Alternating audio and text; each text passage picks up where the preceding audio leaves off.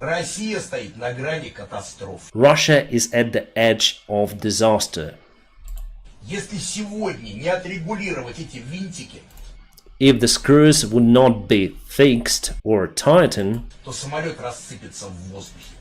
so the airplane might just collapse mid-air. He means that the Russian Federation may collapse, but it seems like his own airplanes start to collapse at first, according to the same scenario. Prigozhin, you've done very bad mistake turning out from Moscow, but obviously you'll not hurt me. One more commercial ship made it from Odessa port to Romanian territorial water. The fact that he even went to Moscow suggests to me that he figured he wasn't gonna get killed, so no. Thanks for the donation though, Dodo. Scenes splashed across New York subways, it's the subject of countless memes and jokes. And if the stories are to be believed, it's also coursing through the veins of Hollywood stars, tech moguls, and anyone who can get their hands on it. Much like the diet-entrenched, skinny-obsessed culture we live in, talk of Ozempic is everywhere. Ozempic is the branded name for semaglutide. It's a drug used to treat type 2 diabetes. It helps regulate... Like, by the way, this guy's a little overweight. He would probably be a good candidate for Ozempic. Especially like as he gets older, and him being overweight might cause more health problems down the road. So like, I don't know why he's talking shit about this drug. Like, this guy can't maintain a healthy body weight himself. So it's just baffling how these people hate on Ozempic. Blood sugar levels by imitating a hormone called glucagon-like peptide 1 that we naturally produce in our guts. It works by limiting the appetite by signaling our bodies that we feel full and prompting our stomachs to empty more slowly, which obviously has made it an extremely popular off-label medication for those wishing to shed some weight. When people take the drug, higher levels of that hormone flood the receptors in our brain that regulate our eating behaviors, changing how our neurons transmit signals to the rest of our body. Just as some people lose interest in once beloved foods after bariatric surgery, weight loss surgery, those taking Ozempic often find that they no longer crave foods that are high in fat and sugar, both because their appetite decreases overall and potentially because of Schizo posting, Donny Teller's Destiny, a good guy or bad guy? I'd say he's bad because he eats meat and he's dishonest about it. Also, how hard is it to self-learn basic statistics? It's not hard at all. You can just learn simple shit online. Thanks for that donation, Schizo. $, does this prove masks are harmful? It's a Daily Mail article, so no. Mask study published by NIH suggests N95 COVID masks may expose wearers to dangerous level toxic compounds linked to seizure. Yeah, so this is just bullshit. Thanks for the nation, Dodo. Liver King is truly failing. What a parasite. This pussy still thinks he's relevant after injecting gallons of roids into his bloodstream. The retardation on this guy just keeps getting worse. Whoa, he actually looks like he aged like at least like 8 years in a year. He didn't have that like gray hair like a few months ago. What the fuck? Just take a look at this buffoon. In the modern world, we like to have our bowl of cereal, don't we? No. This is a primal version of your bowl of cereal. I got my testicles in farm fresh. This guy does not eat that. Milk from Liver King Ranch. The most feared warriors, the Maasai. The Maasai are not the most feared warriors. Guess what? They are out of shape, skinny, fucking weak, and they can't do shit. So if they were to ever go up against the, like, Roman army, who, again, not only were more technologically advanced, but they also ate a diet of primarily beans and barley, and they're also in better shape, they'd get their fucking asses kicked. What they get down on is milk, meat, and blood. And they're expressing a higher, more dominant form. I don't know why there's that annoying shit in the background. He went and met the Maasai. A lot of them, like, were clearly out of shape. They were a little pudgy, overweight, had very little muscle tone. It's like, yeah, if you eat like that, you're gonna have a hard time staying in shape. If you still want your primal cereal to taste like Cocoa Pebbles at the end, a little bit of whole. Oh my god, dude. I don't know why they added that audio in. I can guarantee you this jackass never, like, actually eats like this. Because it's disgusting. Nobody'd ever be able to stomach that. Yeah, that is just vomit-inducing, but he looks like absolute shit. He literally looks like he aged 8 years in a few months. Oh, let me see this other thing. Eggs, the Century Challenge. Steve will do it. Issued the challenge. So I got like 50 eggs down. Yeah, what? Yeah, if you were able to actually fit all that in your stomach, which I don't think anybody could, you'd start vomiting and having, like, crazy diarrhea afterwards. Yeah, this is fake. Is that all you got? Like, half of it's just dripping out of his mouth. Yep, fake. He didn't actually do it. More!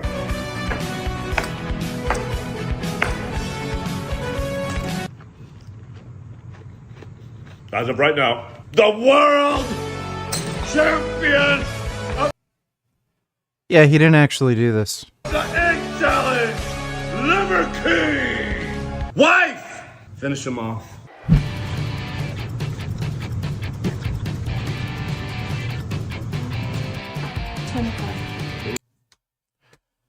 It's fucking stupid. His whole fucking family should just choke on their next meal.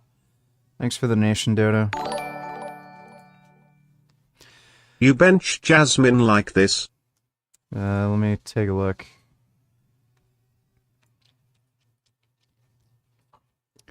I mean, I could, but I'm not going to do that. Thanks for the donation, though, TT.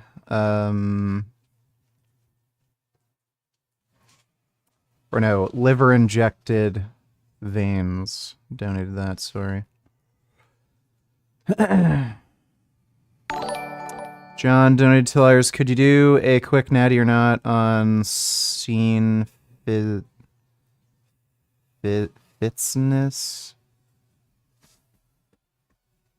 Why didn't you just link me his Instagram or something?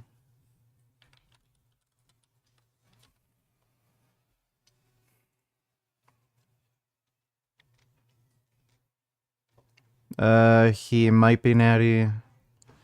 He has like a weirdly shaped round chest. But he might be natty. I think it's really just his chest that makes him look larger than he is. And he has good arms too, but I'd say he's probably natty. Probably. I don't think he's actually that big. I'd be sort of surprised if he was like over 200 pounds, so... Thanks for the donation, John. Dodo, donate $2, please react.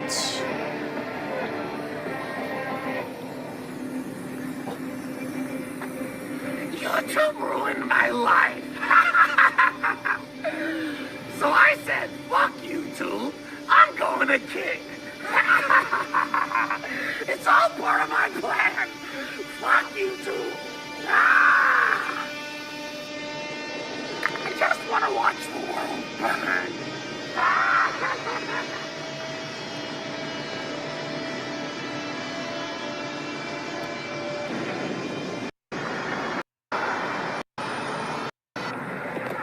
They didn't want us to win. To go viral. They don't want me to beat my depression. They wanted me dead. So know all of it. I'm coming for everything. To G7. That is cringy as fuck. Is he still being held in that mental hospital because he's an annoying jackass? Thanks for the donation there, Dodo. Dodo donated $2. Who do you think smells worse, Eddie Hall or Liver King? Also, who smells worse, Farage or Frank?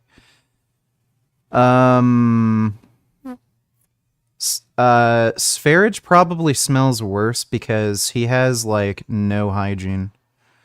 And between Eddie Hall, Liver King, probably Liver King, because he probably has a worse diet, which is saying a lot. But thanks for the nation, Dodo. Just Frank's opinion on owning I know what you cats. guys think. She has a nice cat toe. She's kind of cute, no? But You know what's funny to me about cat ladies is, like, they'll be in love with their cats, and I guess this is kind of morbid, but you know, if someone passes away and they have pets, cats will typically like eat the person. So isn't it kind of like They only do that if you're, I think they usually wait like a few days to do that because their food runs out. So yeah, there's people who die and then because they live alone, people don't find out about it until like a week or two later.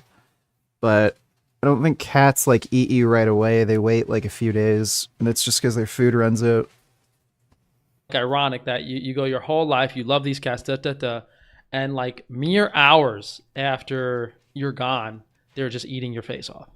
You know, that's my personal, those are my sentiments and feelings towards cats. Not as much dogs, but yeah, welcome to another. Whatever. Thanks for the donation, though, one. Dodo, donate $2 update. Just want to say hi. I miss y'all. I'm currently under, what's it called? This thing the cops put me under. I have no idea. I forgot the name of the act. When you can't leave a mental hospital until you get clearance. It's not a nice act. It's not a nice act. Can't leave the hospital until I get clearance from the police. So I've been here for 4 days now. They drug me up every day. Anytime I say something wrong, wallahi, they put a needle this big into my arm. But I love y'all. I made the 0.4-second shot. I got fouled out. That's all it is. I'll be back. Y'all know that. Season 2 on the way. He's going to be in there for a long time. If he's still doing this stupid shit. Yeah, there's something wrong with him, like seriously wrong with him, and it's not just depression. I also don't think it's bipolar disorder either. It's probably I can almost guarantee you he's a narcissist. And he likely has developed like crazy wacko overblown delusions because of social media. Chances are the only way for him to get better is if he just gets off social media. We champions now. Let's get it. G7, baby. By the way, yes, I know I look like shit. When I get out of here, though, eyebrows done, beard line up. I'm getting a pink diamond tooth right here for free. I'm shaving my head. It's going to be so icy. But, hey, this is going to make y'all hate Mercury more.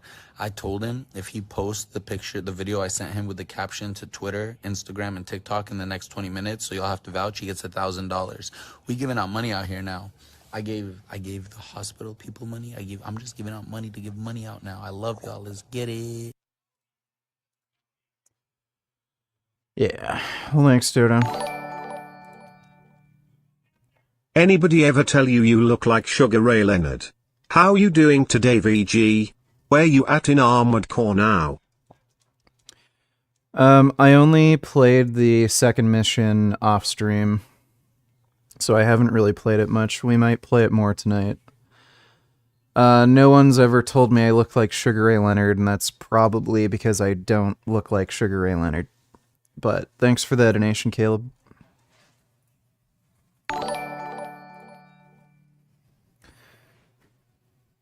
Dodo donated $2. Would you rather be the Little Spoon with Vince Gooderum or Frank? Also, Little Spoon with Gigliardo or Trump? Well, definitely prefer to be Little Spoon with Gigliardo, and I think I'd rather be Little Spoon with Vince Goodrum, because I know he wouldn't do anything because we're related. Thanks for the donation, though, Dodo. Mythic scored on $2. Please watch this. This guy calls himself the Beast. He shocks himself with some electrical pen in the locker room for pre-workout. Let me see.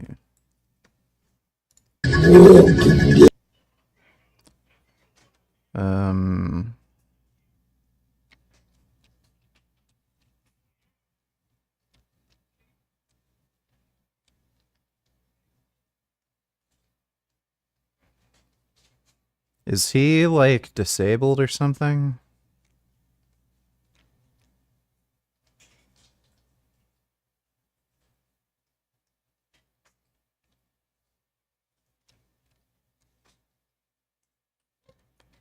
It's just stupid social media clout bullshit. Whatever. Thanks for the donation, Mythic Score. What new game releases are you looking forward to this year? The Alone in the Dark reboot looks pretty good and I have hopes for the Silent Hill remake. There's a bunch. Alan Wake 2, Spider-Man 2, Space Marine 2. I think there's a couple others. But thanks for the donation, 3.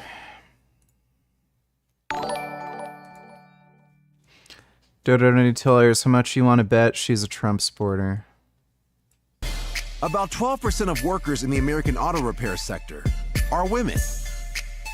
And though perhaps not a huge percentage by today's standards, it's still apparently far too many women for one customer who's simply trying to make an appointment Central service this autumn for an oil change. Autumn, I didn't ask for a female. I would like to talk to a male. My opinion is females don't belong in the service department. They belong behind the scenes doing the paperwork. Okay.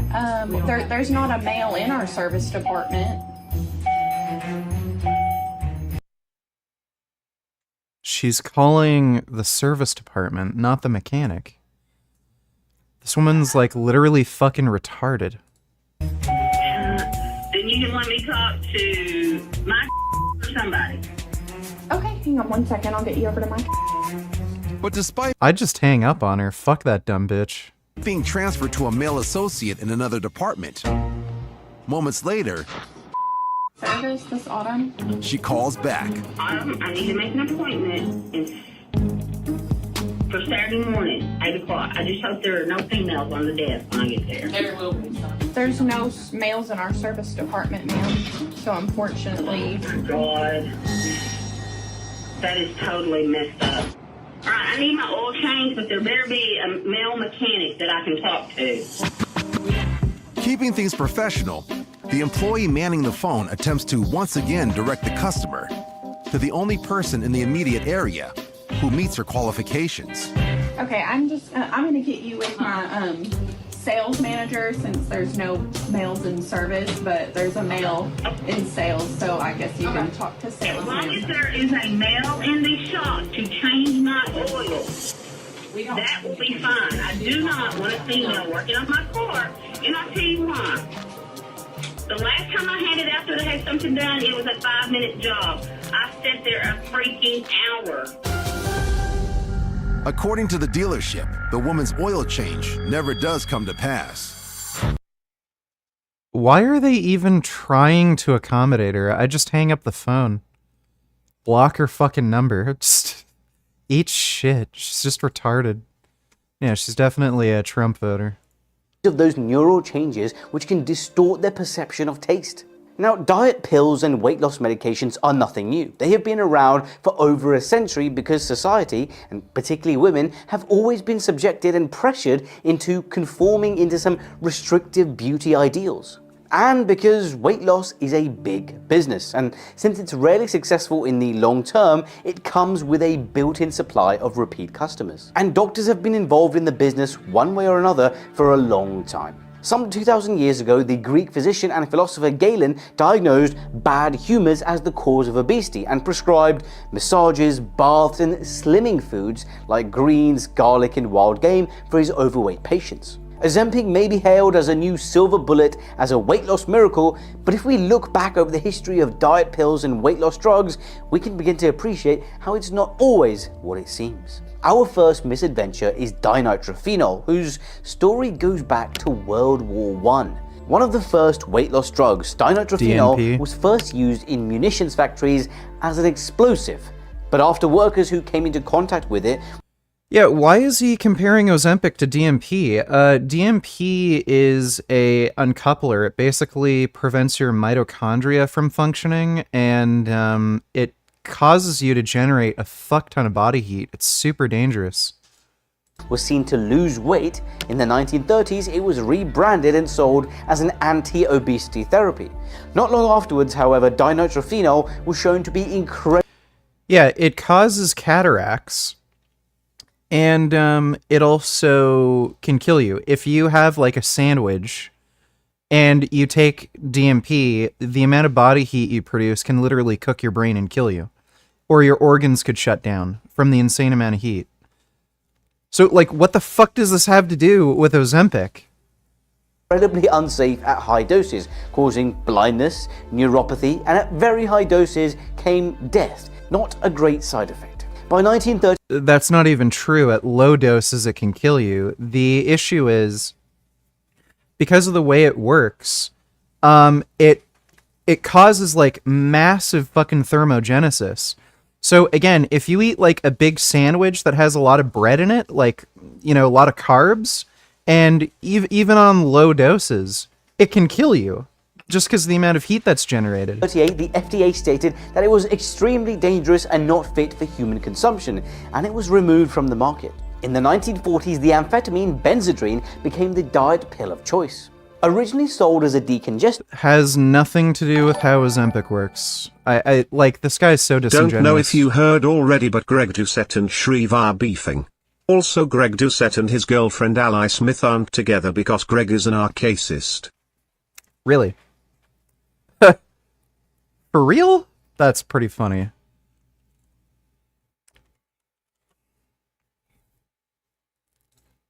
I don't think that's her.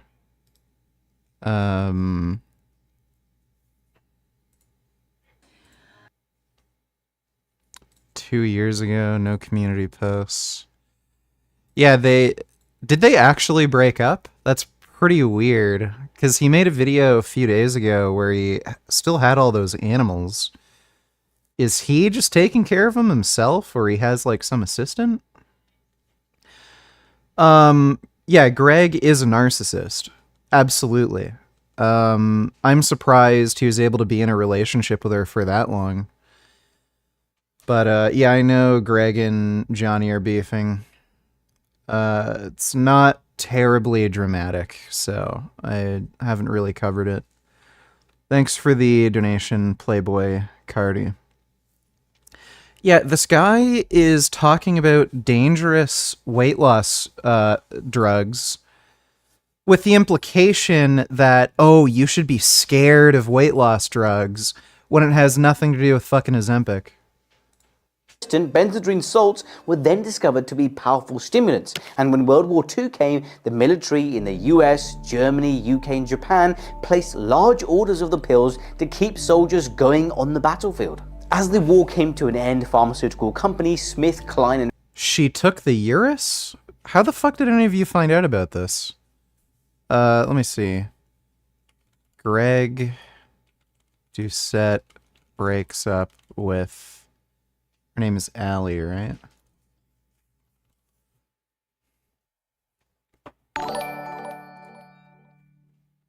React.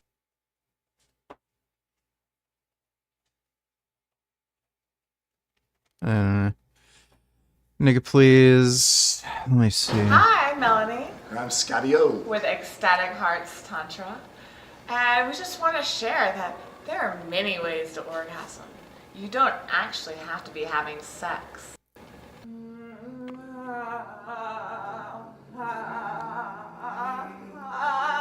The whole body can be orgasmic.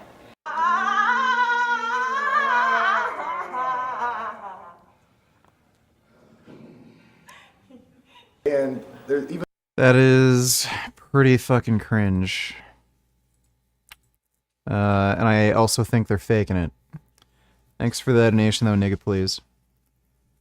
Have you heard about BAM15 or BAM15? It's a drug that works in the same way as DNP. Johnny Bravo made a video on the situation and Greg mentioned in the comments that he and Ally broke up. Also, I heard you're only Good eating and evil. 1,000 calories. Why are you eating in such a low deficit? Okay, I'll take a look at that after the Ozempic video.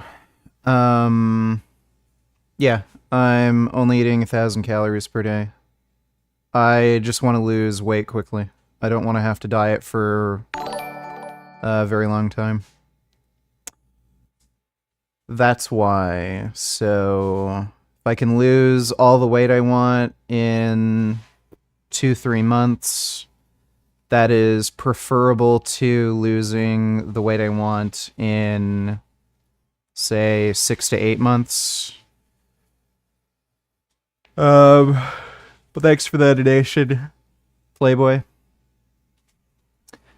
Dodo donated $2 based chemist. Let me see. Fences may make good neighbors, but cameras keep them honest. And when a family suspected a disgruntled neighbor might be behind the noxious fumes they kept smelling, they set up a camera. And Stephen Fabian says they were stunned by what they saw.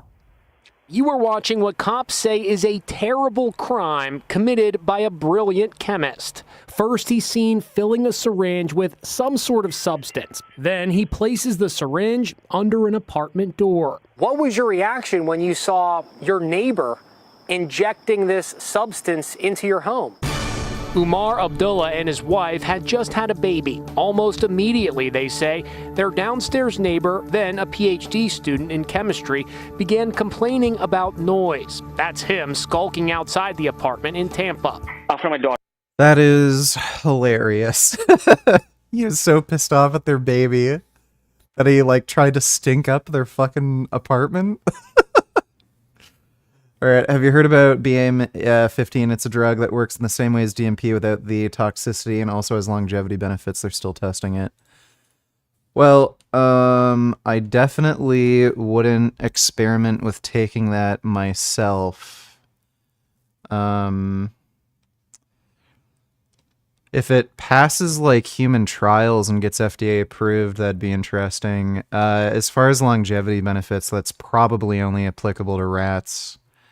Usually when shit like this gets tested, yeah, with, like, there's a lot of things that claim to have longevity benefits, like fucking intermittent fasting and shit. If you do that with rats, they live longer, but with humans, that's just not how it works.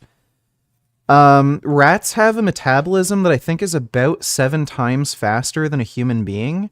So if you do anything like intermittent fasting or prolonged fasting or use these uncoupling drugs, anything to slow down their metabolism, they're going to get life extension benefits. With human beings, metabolism isn't really the limiting factor for our longevity, whereas with rats it is. So I don't think this is going to help anybody live longer. But it might be good for weight loss. I'll look into that later. Daughter was born right after we came back from hospital. He started complaining. Then the family began smelling chemicals pervading the apartment. Everyone, including the baby, started getting sick. She used to cough and subsequently she used to vomit. Air conditioning ducts were cleaned, plumbers checked all the pipes leading to the apartment, and the landlord even replaced the water heater. But the noxious fumes became overwhelming, and that's when the new dad decided to install a hidden camera. At first, the surveillance video caught just a glimpse of the suspect. The next day, when the camera was repositioned, this happened, and the terrifying truth came out. Initial toxicology reports from police say the substance being pumped into their apartment consists of 2 strong opioids, methadone and hydrocodone. The suspect is identified as Shu Ming Lee, who got his PhD in chemistry at the University of South Florida. Jesus. A promising future ahead of him, now in jeopardy for one incredibly foolish act. The chemistry student has pled not guilty. The family is looking for a new place to live. He's on camera. He pled not guilty? What? Oh my god, that's funny. Dude. Pull up slat pull down Alex Jones Elliot Hulse. I'll look at that later. I just want to get through this Ozempic video first. Thanks for the donation. I work for someone. In French, shifted focus to a different demographic. Housewives. They marketed amphetamine to housewives so they could lose weight. Again, this has nothing to do with Ozempic, so why the fuck is he even talking about it? In the swinging 60s came the amphetamine mixed salts again, including methamphetamine and dextroamphetamine. These were Not approved Ozempic. by the FDA to treat obesity. By 1965, the FDA banned the inhalers completely and limited amphetamines to prescription use only. But having been approved as a weight loss drug previously, vast quantities of amphetamines like Obitrol started to be dispensed by diet doctors. Civilian use went through the roof, and by 1970, 5% of Americans, roughly 10 million people, were using some kind of prescription amphetamine. This was the so-called rainbow diet pill craze. Then in 1985, the year when the National Institutes for Health declared obesity to be a chronic disease and as such required chronic treatment. It was also the same year that fen-phen came onto the market. The latter, phentermine, and the former, fenfluramine, were shown to help people lose weight, and a lot of it. But due to regulations, it wasn't supposed to be used for longer than 12 weeks. And for the women who did, they developed cases of heart valve abnormalities. This was due to the way in which serotonin was affected in the body. It was suspected that fenfluramine was to blame, and unsurprisingly, this led to it being taken off market. 1999 brought the next iteration of weight loss drug, Orlistat, often sold under the brand name Xenical. Though understood to be safe and it's still FDA approved, Xenical inhibits the digestion of fat, leading to 30% of the fat in the diet passing out in the stool as oil. People can literally develop anal. Again, not Ozempic, and doesn't work anywhere, like, it does not have the same method of action as Ozempic. In the way Ozempic works, you wouldn't expect it to cause any sort of major side effects. Most of the side effects reported by Ozempic are actually side effects of, like, weight loss itself. So why is he talking about this? Like, again, it's just fear-mongering, telling you every other weight loss drug is dangerous and scary, so this is too. He's so full of shit. Leakage. They pass oil when they think it is air, and sometimes they can lose control of their bowels. This is not dangerous per se, but it can be quite socially embarrassing. In fact, Orlistat is approved for children and adolescents. Now, overweight... Yeah, buddy, what is more of a danger? Being chronically overweight or having oily diarrhea shits when you, like, go out?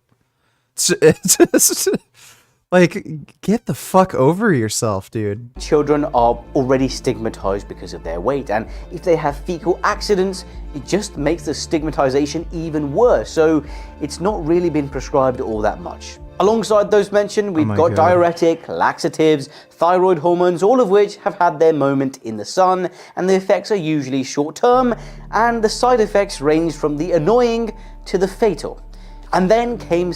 Yeah, again, not Ozempic.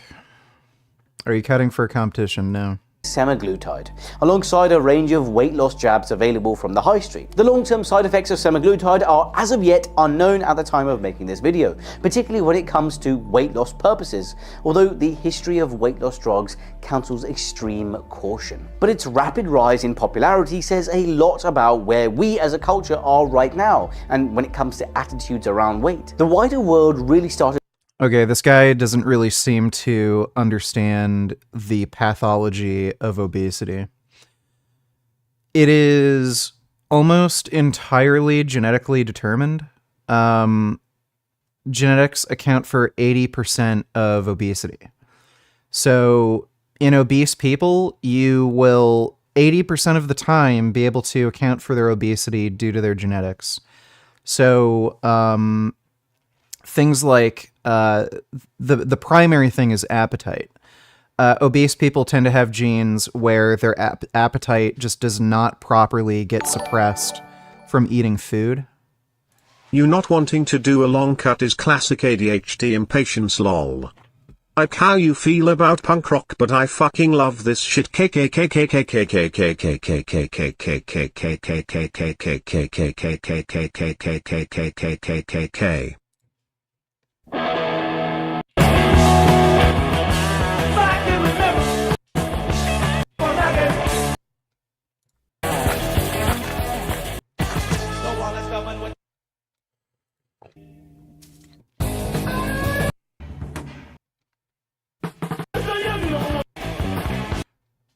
These literally all sound like the same song to me.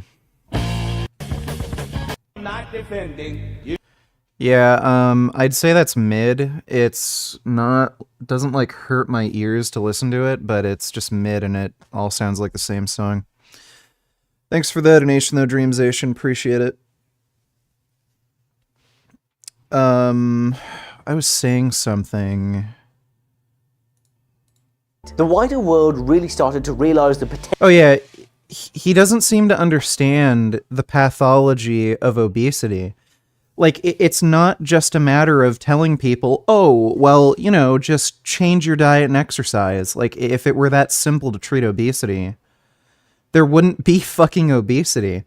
Unfortunately, humans are just prone to obesity, and it's probably an evolutionary adaptation to prevent starvation.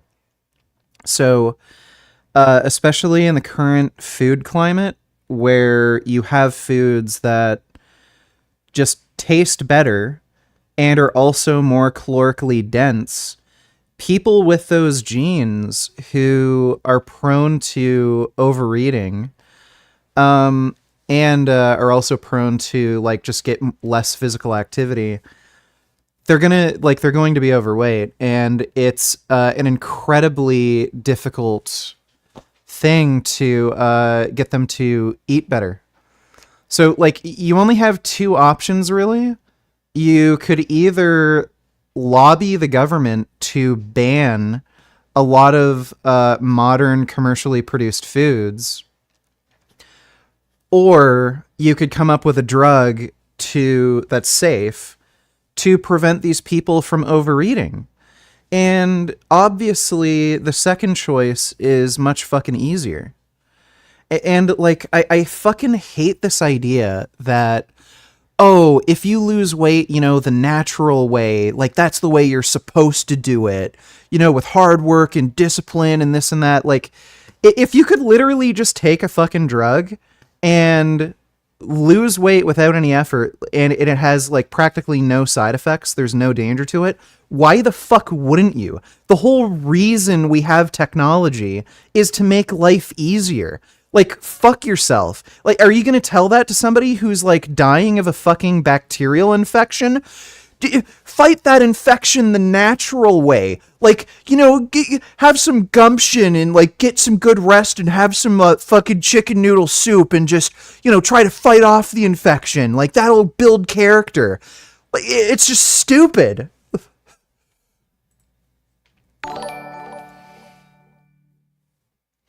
Dodo donated $2. What would you do if this was your door? Let me see. This strongman was at the gym when this guy in the back was not expecting him to do this. The strongman picks up the bar from the sides, making it stand upright. I don't know if that guy's actually strong, and man. begins to squat.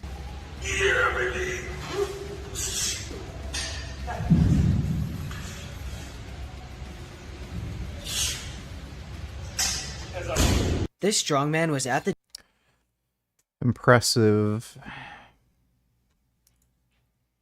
When this family opened the door to find a baby on their doorstep, they were shocked. They looked around to see if they could find the parents, and when they realized whose this is fake. baby it was, they couldn't believe their eyes. Baby Eli had been in the neonatal ICU for 6 months after being born prematurely. After half a year of treatment and support, Eli's parents, Tyler and Irv, finally got the okay from the doctors to take Eli to meet the rest of his family. They drove 18 hours to surprise everyone, and with each family member's response, you can see the relief and joy that they can finally safely welcome.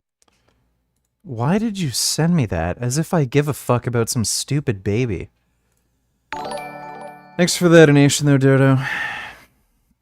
Buttfucker donated $2. Can you please watch how good is this actress on a scale of 1 to 10? Keep jerking that cock just like that. Faster. Faster. You have to make sure to give all the students a show, right? You want to act up and be the class clown? That's fine. I'll give you all the attention you want. Now keep jerking that cock faster. Faster. Maybe a 7. Thanks for the donation, buttfucker. Potential of these drugs for weight loss in 2021 when the New England Journal of Medicine, a highly regarded publication, published a study showing that the weekly semaglutide injections led to an average 14.9% weight loss in overweight and obese people. Whoa, that is huge. That's nearly 15% body weight. That's massive. And obese people. A lot of people in the industry were really impressed by this result, but one of the problems is that these drugs aren't always being taken by the people who need them the most. And its rapid uptake by celebrities and a user base who are neither in an obese or overweight category makes it seem like the drug is part of an elite cultural makeover. Who cares? Again, good. Like, I don't see a problem with this, especially once generic versions of this drug get out on the market and it becomes much cheaper. Why is it a fucking problem if people start taking Ozempic if they're having issues with achieving a body composition they want? I just don't get it. What is he complaining about? More than a medical intervention. It's important at this stage that the use of GLP-1 agonists, these drugs, is under medical supervision. These drugs need to be carefully followed by a physician who will be looking for troublesome side effects, of which there are many. Listen, purely as a medical achievement. Yeah, again, almost every single side effect from Ozempic is from weight loss itself and from a lack of eating, not from the actual drug itself. These drugs are stupendous inventions, but invention is one thing, implementation is another. And the current rollout of these weight loss drugs to anyone and everyone raises questions about ethics, culture. No, it doesn't. Again, so first of all, in the States, it's a little bit different because it's private healthcare. Doctors kind of have a bit more, I guess they have they're a bit more lax when it comes to prescribing things versus Canada, or the UK, which is where he's from. But again, there's guidelines for prescriptions. So if a doctor has an issue with following guidelines for prescriptions, that's the doctor's fault. Whatever. But there's guidelines for prescription. I wouldn't be able to get a prescription for Ozempic. Just because I just do not I'm not overweight. I don't have an issue with dieting if I wanted to lose weight. I'm not diabetic. So what is he talking about? And again, who the fuck cares? If like it's prescription only. You can't get this over the counter. The only way to get semaglutide without a prescription is to go basically on the black market. There are like peptide dealers that you can find online that'll sell semaglutide. I don't even know if it's real. It's way, way fucking cheaper than Ozempic, so it's probably not even real. But it's all by prescription, so even if doctors aren't following prescription guidelines, it's still prescription. So you can report back to the fucking doctor if you're having side effects. Like, it's just such a bad argument against Ozempic.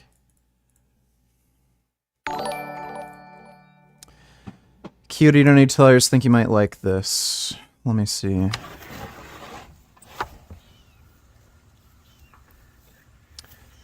That's a very nice turt.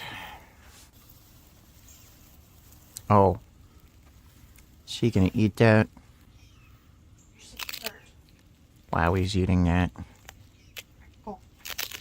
Wow. Chomping good. Yeah, he's good at chomping. Not even swallowing, just chomping. Yeah. Wow, he really likes that cactus. I didn't know turts liked cactus so much. Oh, really? Ooh. Oh my god, he likes his watermelon. Wow. That's a good turt.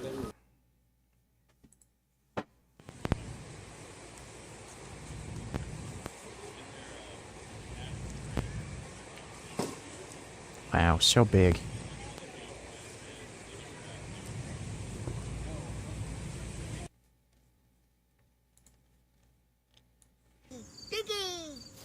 Oh.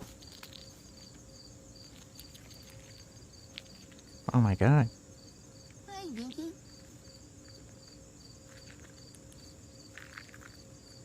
Wow. It's a good chipmunk. Boris! Wow. Very good cheekies. They can really fill their cheeks up. Oh, can he get another? Amazing. Boris! Well, thank you for that. Those were good chipmunks.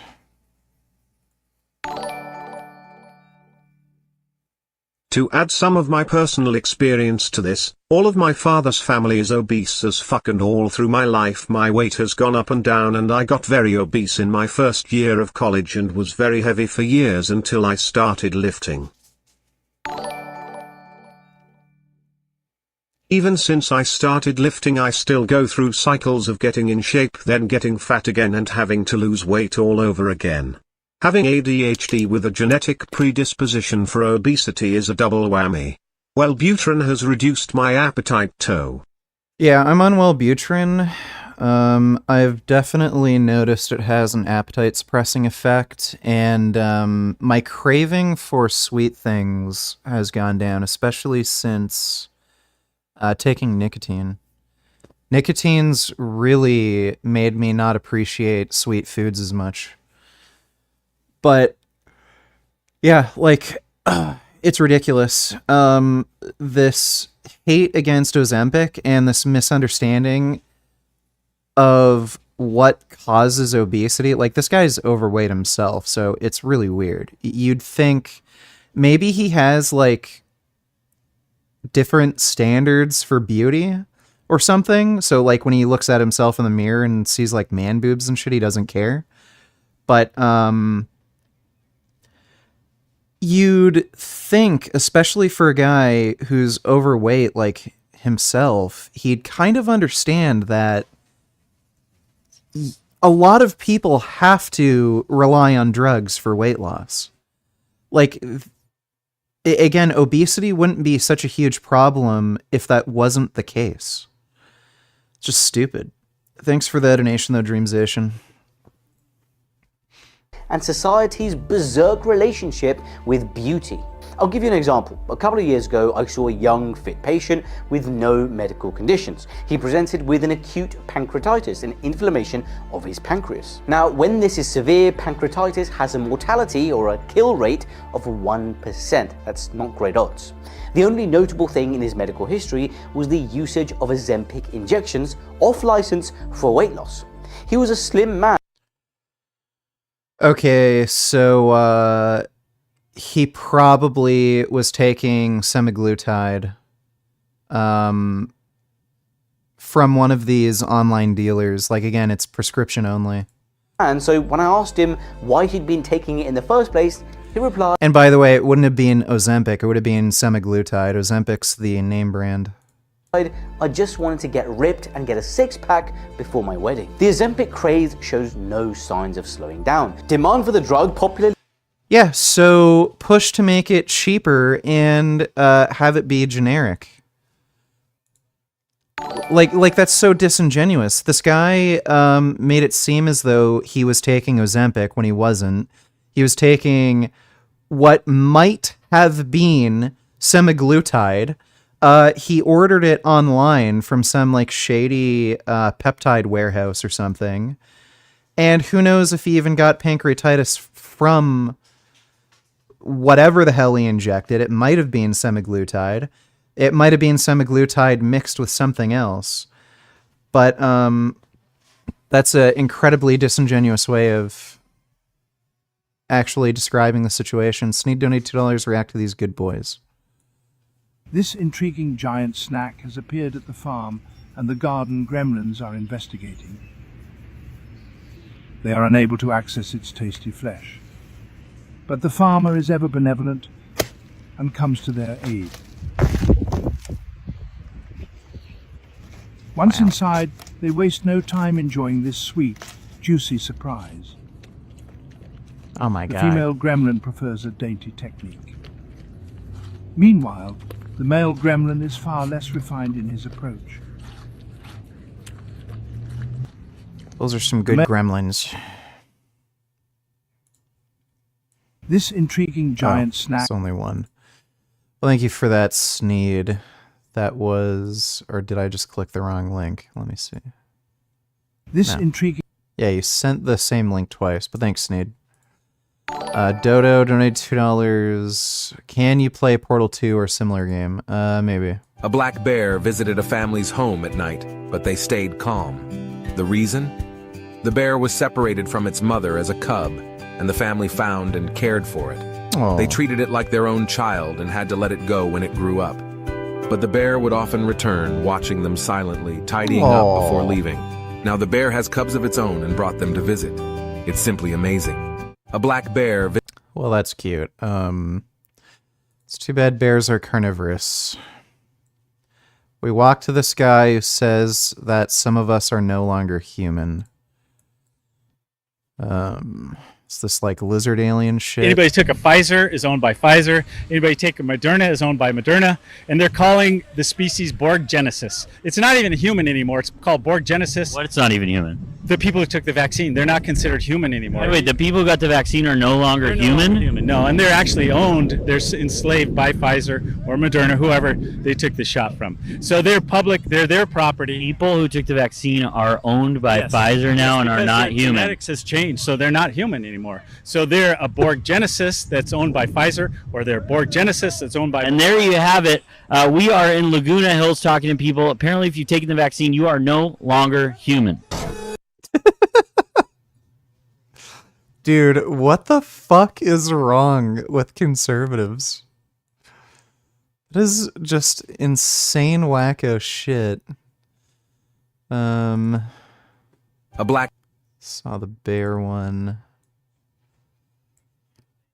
Talked to a woman outside Fulton County Jail who believes Trump is currently president. He's not. The real government is. That would be Donald John Trump and Is he in power right now? Yes, he is. He is. I'm sorry, he's getting arrested right here, right today. Military. We've been in military control since 2016. You're saying the current president is getting arrested today, but he is not really getting arrested today. Yeah, that's correct. The real government is. That would be Donald John. Like, when you have a fan base like this, it says a lot about the person who has that fan base. Like, only crazy delusional wackos are fans of Trump. Thanks for the donation, though, Dodo. Sneed, don't need to tell her sorry. This was the other link. Let me see. I came to Peru on this crazy mission to learn how to mountain climb, and I wanted to find a street dog to be my companion. So on my first day, I bought a couple bags of dog food, and I went around trying to feed dogs. None of them wanted anything to do with me until I met Wendy. She was just sleeping there, and she kind of slowly got up, and right away we had a total connection. But of course I'm filming this TV show, so I had to go into this building where she wasn't allowed, and I thought I'd never see her again. But later that night, we went out to a restaurant, and when we came out, Wendy appeared with a whole bunch of friendly dogs, and they all wanted love. It was like she told the dogs that I was cool. This just makes me so happy. So she followed us as we walked back to the hotel. When we got to the Yeah, Steve-O eats meat again, so he's a piece of shit and a hypocrite. hotel, I picked her up and snuck her in. But we got busted right away by the dude who runs the hotel. Dogs are not allowed in the hotel. What if I pay you a crazy amount of money? I cannot break the rules. If we give her a bath and then we bring her down. Okay. Okay, cool. Okay. Thank you so much. That bathwater was disgusting. Holy shit. Jesus. So I can sleep out here with her. They set up a tent for me to sleep with her outside. She's got her water, her food. Baby can come and go as she pleases, but she's staying with me.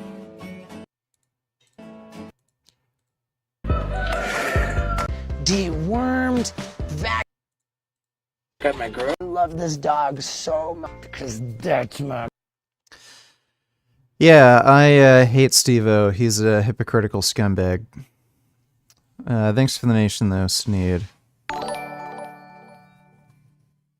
Do you think of this dumbass? That's a simple way to put it. What do you think? I agree with what she's saying. 100%. We'll react to that later. It's a bit long. I just want to get through the Ozempic video. Thanks for the donation, TT. Used for weight loss is so monumental that it's already changing the diet industry and spurring a marketing bonanza among the dozens and dozens of telehealth startups that now prescribe it. A highly public ad campaign from one startup, Roe, banks on the drug's simple premise: a weekly shot to lose weight. On TikTok, the hashtag Ozempic has been viewed hundreds of millions of times, with people alternately expressing shock over their supposed medication-induced weight loss and swapping stories about side effects. As a surgeon myself who has done bariatric surgery on patients, essentially rewiring the internal digestive plumbing, I've seen the astounding impact that this type of surgery can have on a patient's weight and metabolic conditions. In many cases, bariatric surgery can reverse type 2 diabetes within a matter of weeks. But with surgery naturally comes risks of complications, ranging from simple infections to full-blown worrying leaks between those pipes, known as anastomotic leaks, which can be fatal. These drugs, on the other hand, for a select cohort of patients who would otherwise go down the surgery route, this can truly be considered game-changing because it avoids the risk of surgical complications and going under the knife. Although current evidence still suggests that bariatric surgery is the gold standard when it comes to percentage of weight loss expected from baseline and sustained weight loss in the long term. Notably, when patients stop semaglutide-containing injections, the body returns to its normal physiology and hormonal function, where the appetite, once suppressed, returns to normal levels. This means normal eating patterns can resume and patients can put the weight back on. When these weight loss injections are prescribed, they cannot. Again, most people who stop taking Ozempic, they don't just go back to their previous weight. They do maintain some weight loss. not change habits and routine. So for long-term benefit, sustainable changes including exercise and dietary shifts have to be made. So when a patient does come off these injections, they have to have those lifestyle adjustments in place in order to maintain their weight or maintain some degree of weight loss. The drug has not been systematically tested in people with lower body weight, and it's possible that patients outside the group the drug is intended for could experience more intense side effects. Without more research, it's unclear just how damaging those side effects. I don't know why the hell you would expect people with low body weight to have worse side effects than people with high body weight. Like, again, the only thing you would suspect is that people with lower body weight might experience greater side effects because of the weight loss, but not because of the drug. So if you already have a low body weight and then you crush your appetite to zero, you might end up getting more symptoms of lethargy, tiredness, dizziness, low blood pressure, shit like that. But that's because you're at a lower body weight and you're eating nothing rather than it being directly from Ozempic. Cutie donated $2, more animals for gains. Let me see. That looks like a woof. It's a pretty good woof.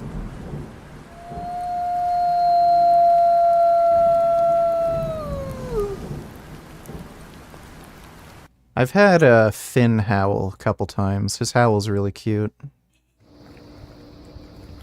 Wow, those are bears.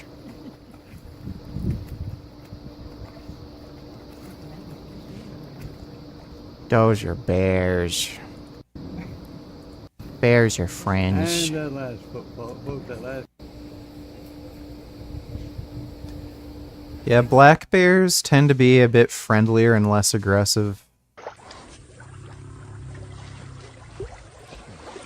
What the fuck is that shit on his back?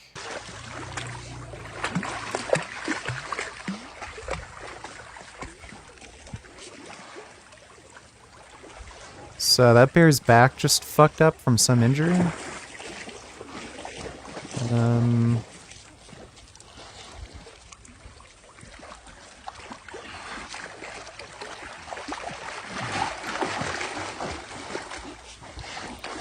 Yeah, it looks like it's just cut up. It's cute watching bears swim, though. They're good at swimming. Oh, wait. Saw that one.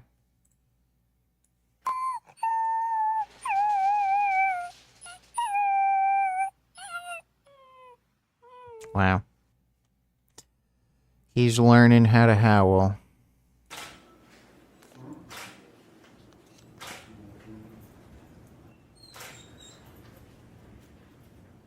It's a really cute border collie. Wow.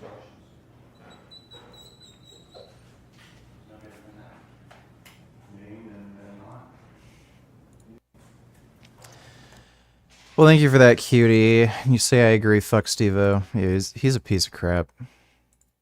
He's an insanely selfish person. Effects could be. Now, the point I'm laboriously trying to make is that we should be highly cautious of using weight loss injections willy-nilly for purely aesthetic purposes. With any rapid weight loss comes loss of bone density and loss of lean muscle. Yeah, so again, I don't like, especially with the bone density claim, that's just because there's less weight on your skeleton. If he's going to make this this argument that, oh, well, weight loss reduces bone density, so maybe you shouldn't take Ozempic, like, that's literally an argument for not losing weight, period. Because, yeah, if you're at a lower body weight, there's going to be less stress on your skeleton, and that reduces bone mineral density. So, like, is it better to be fatter and overweight because you're going to have more bone mineral density? And the issue with losing muscle mass, again, that is typical of weight loss if you're not concurrently doing strength training. So why is that an issue with Ozempic and not an issue with overall lifestyle or dietary strategy? Like, how is Ozempic to blame for this? Like, it just doesn't make any sense. Like, the same thing would happen if you go on a diet and you don't weight train. So this isn't unique to Ozempic. This is just a symptom of dieting if you don't also do weight training. It's just stupid for him to say this.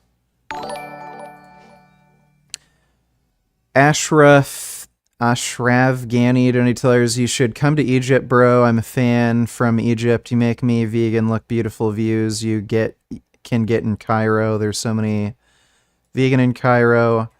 Hello. Yeah, I would only go to Egypt if I wanted to get boiled in a pot alive. Egypt is a shithole country, and I wouldn't want to go there. I think I might actually even get arrested there if people recognize me, because they have blasphemy laws. I guess they're not technically blasphemy laws, but if you don't have free speech, so if you criticize someone else's religion, you can get arrested.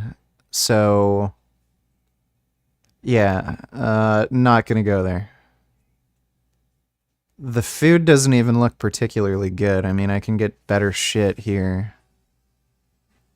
And I also genuinely do not give a fuck about the pyramids. They're just a stack of rocks. Like, it's kind of cool, but it's not worth going to some country where I could very easily get, like, arrested or fucking murdered for my money and held ransom. That happens quite often. Thanks for the donation, though, Ashraf Ghani. Are you actually going on the Kick or Keep show tomorrow?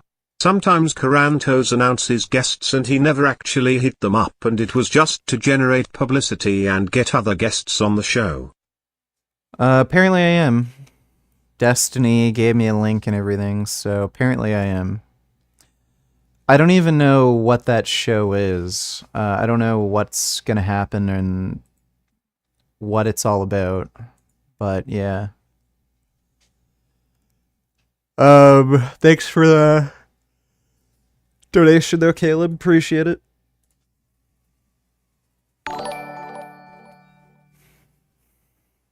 The only path to tellers. How did the domestication of wolves turn them from carnivores to omnivores, but not wild cats? Wolves are omnivorous. They do eat plants.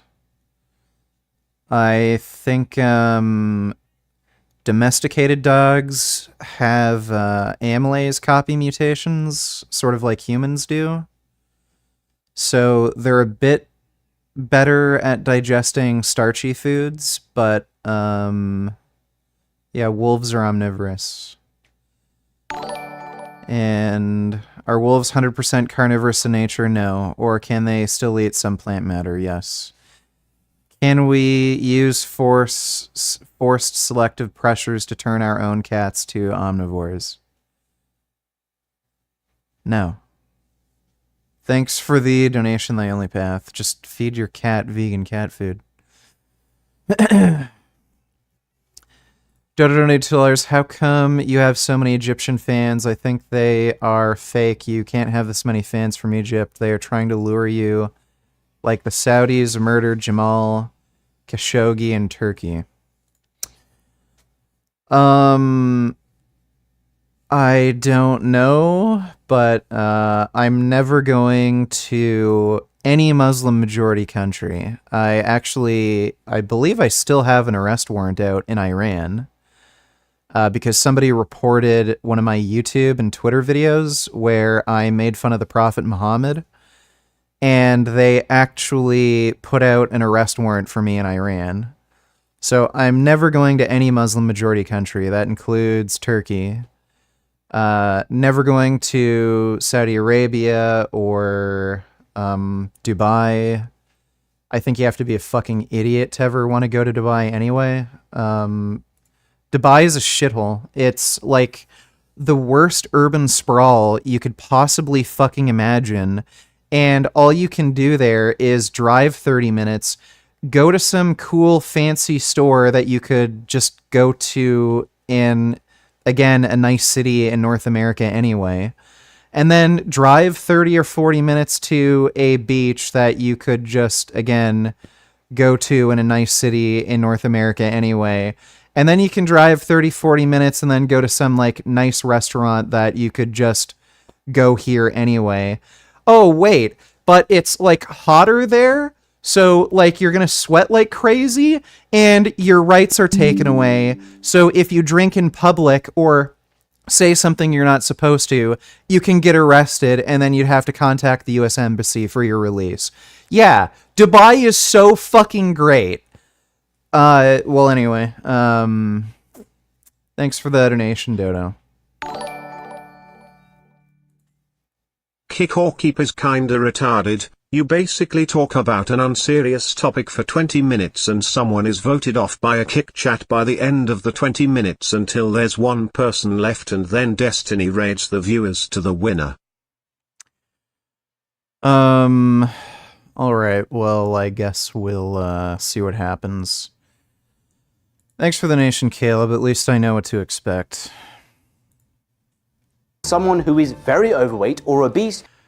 I would never go to Pakistan. India isn't Muslim majority. Muslims are a minority there, and that's why they're able to pass laws basically making it so Muslims aren't technically Indian citizens anymore. I don't think I'd ever go to India because it's a very dirty, disgusting country. There's also a shit ton of fucking pollution. And they could have solved that issue by just having a robust public transport station, but they'd prefer to have just insane traffic jams with shitty old cars running constantly, so the pollution's worse. Like, again, India looks cool.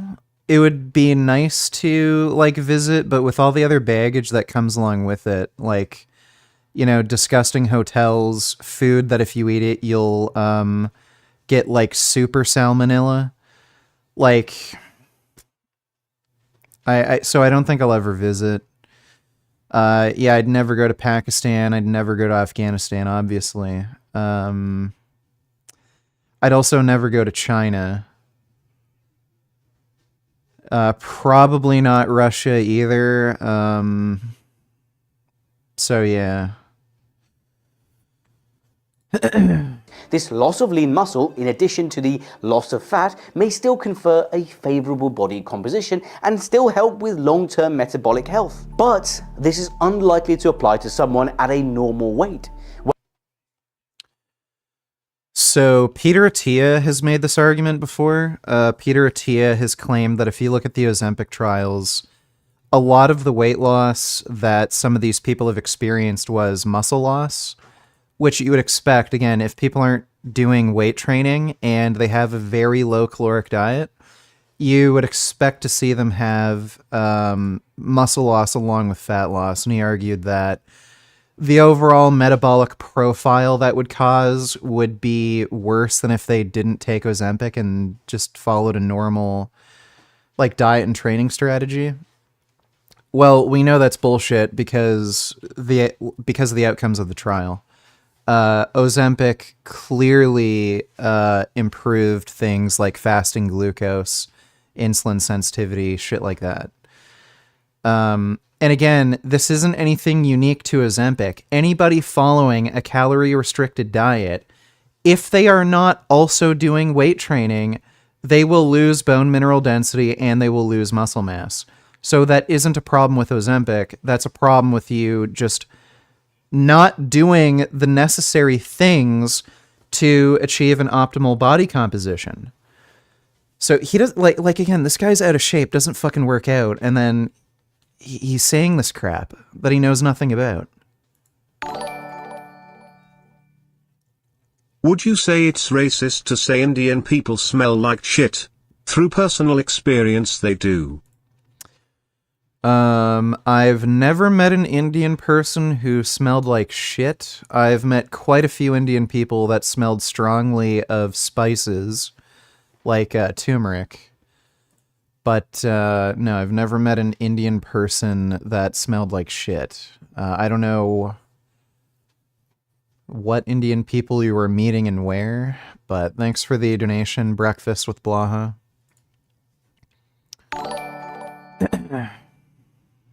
Bad news, there has been yet another mass shooting at a restaurant in Louisville, Kentucky. Well, as long as it wasn't a vegan restaurant, I don't see how that's bad news. Good morning, Kentucky, and a half an hour here left of our show this morning, and we are getting right to that breaking news that we have been bringing you all morning long since the top of the 6 o'clock hour. Eric King has been at the 300 block of Market Street for us at the Southern Lounge, where, Eric, we know that there has been a shooting. We know that one person is dead, another critically injured this morning, and we're getting more updates now from LMPD as well about those other victims and what exactly happened here this morning. And Grace, when you mentioned those other victims, we're talking about 5 other people in area hospitals ranging from University Hospital, the level 1 trauma facility for the region, and Jewish Hospital. And the reason for that is what's interesting about this shooting, one of the things that's interesting about this shooting is several of those victims self-transported to area hospitals. So as you mentioned, one person is dead as a result of a shooting that happened at or inside. This sounds more like a targeted gang shooting as opposed to a mass shooting.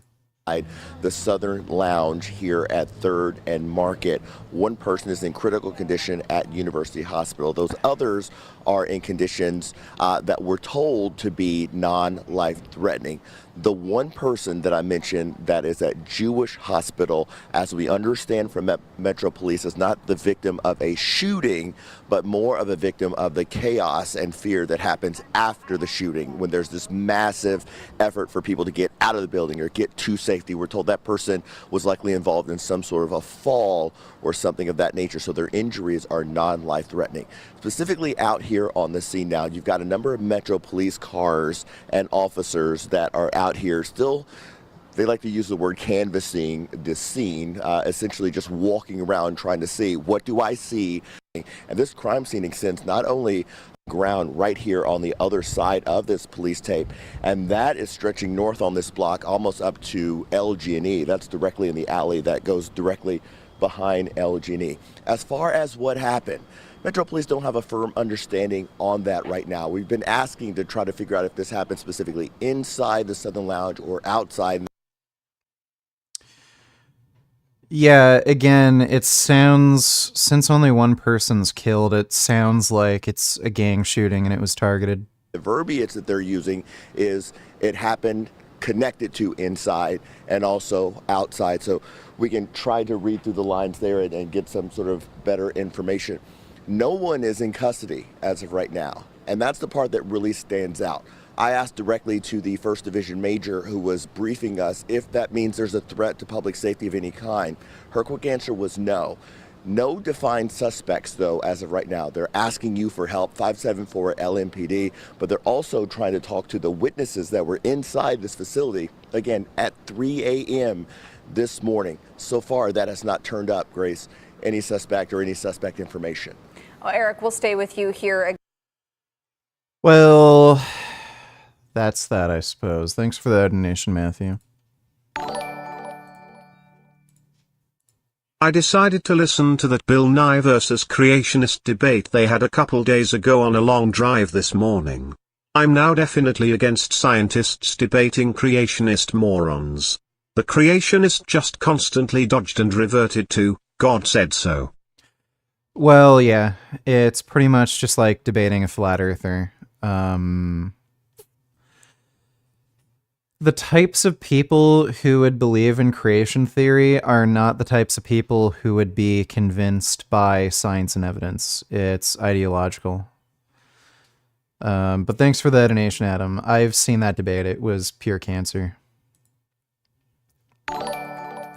Mirage donated $2. The pyramids, Taj Mahal, Great Wall of China, and a lot of other amazing wonders were built by slaves who suffered in agony. Back then, if people refused to help build pyramids or Great Wall, they would be executed. I agree. Fuck the pyramids. I don't know if the pyramids were built by slaves or if slave labor consisted of the majority of the labor. I'm really not sure. Great Wall of China, I could imagine that being the case. I just don't have enough of an interest to go and see these places myself, given the risks associated with traveling there.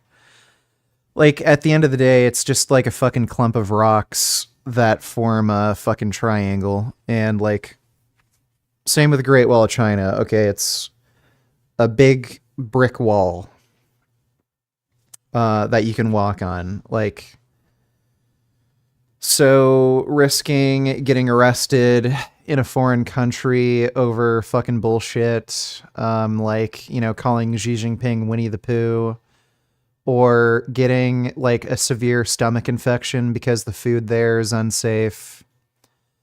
It just doesn't really make sense to me. Thanks for that donation though, Mirage.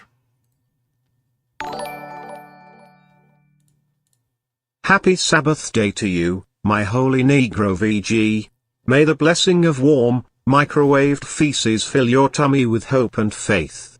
I will pray for all your bowel movements to be solid, easily passed, and delicious.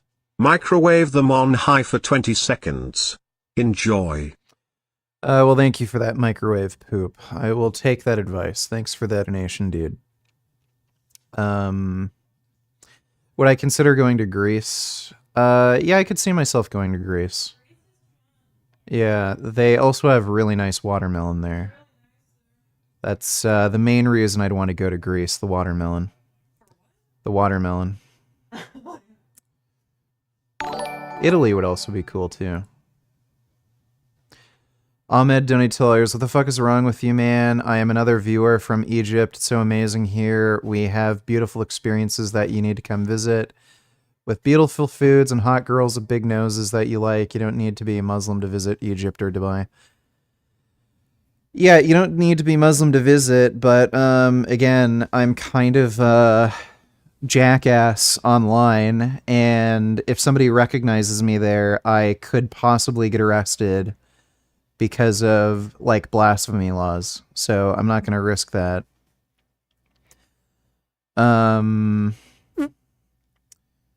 Yeah, there are some nice big-nosed women there, but there's also nice big-nosed women here. So I don't see a point in going. And honestly, the food does not look amazing compared to what I can get here. Thanks for the donation, though, Ahmed. By the way, as always, the shooter blew his brains out afterwards like a coward. Did he? They didn't mention that in the news report. Maybe it was a mass shooting then. That's weird. That guy's a really terrible shot then. You'd think at a restaurant you'd be able to easily kill like at least 4 or 5 people. So I don't know what the hell was going on there. Maybe it was still targeted. But thanks for the donation, Matthew. Where the loss of lean muscle to fat ratio may result in an unfavorable body composition. Now, enough of the bad stuff, let's look towards an optimistic future of these medications. There is some preliminary research looking at whether these same GLP-1 agonists could help with dementia and other neurodegenerative conditions. In conditions cardiovascular risk factors are also Alzheimer's risk factors, so yes, just simply on the basis that Ozempic aids in weight loss, it would also prevent Alzheimer's for the same reason. like Alzheimer's, there is thought to be a buildup of toxic protein like amyloid beta, which impairs cognitive function. It's believed that these proteins also bind to insulin receptors in the brain, and it dampens the insulin signaling, and this may be associated with cognitive decline. Pairing drugs that destroy these proteins with medication like GLP-1 agonists that increase insulin secretion may help to delay cognitive decline. A research team from NYU Tandon School of Engineering. Interesting. There was actually a really interesting study that came out about some Alzheimer's medications. And there was a medication that came out that actually increased beta amyloid, and they thought because it did that, it would actually be detrimental to Alzheimer's, but apparently there actually isn't an association between beta amyloid and Alzheimer's. Like somebody with a lot of beta amyloid buildup might not actually have severe or any cognitive decline. So they actually still trialed the drug, and apparently there was some other molecule that was more important than beta amyloid.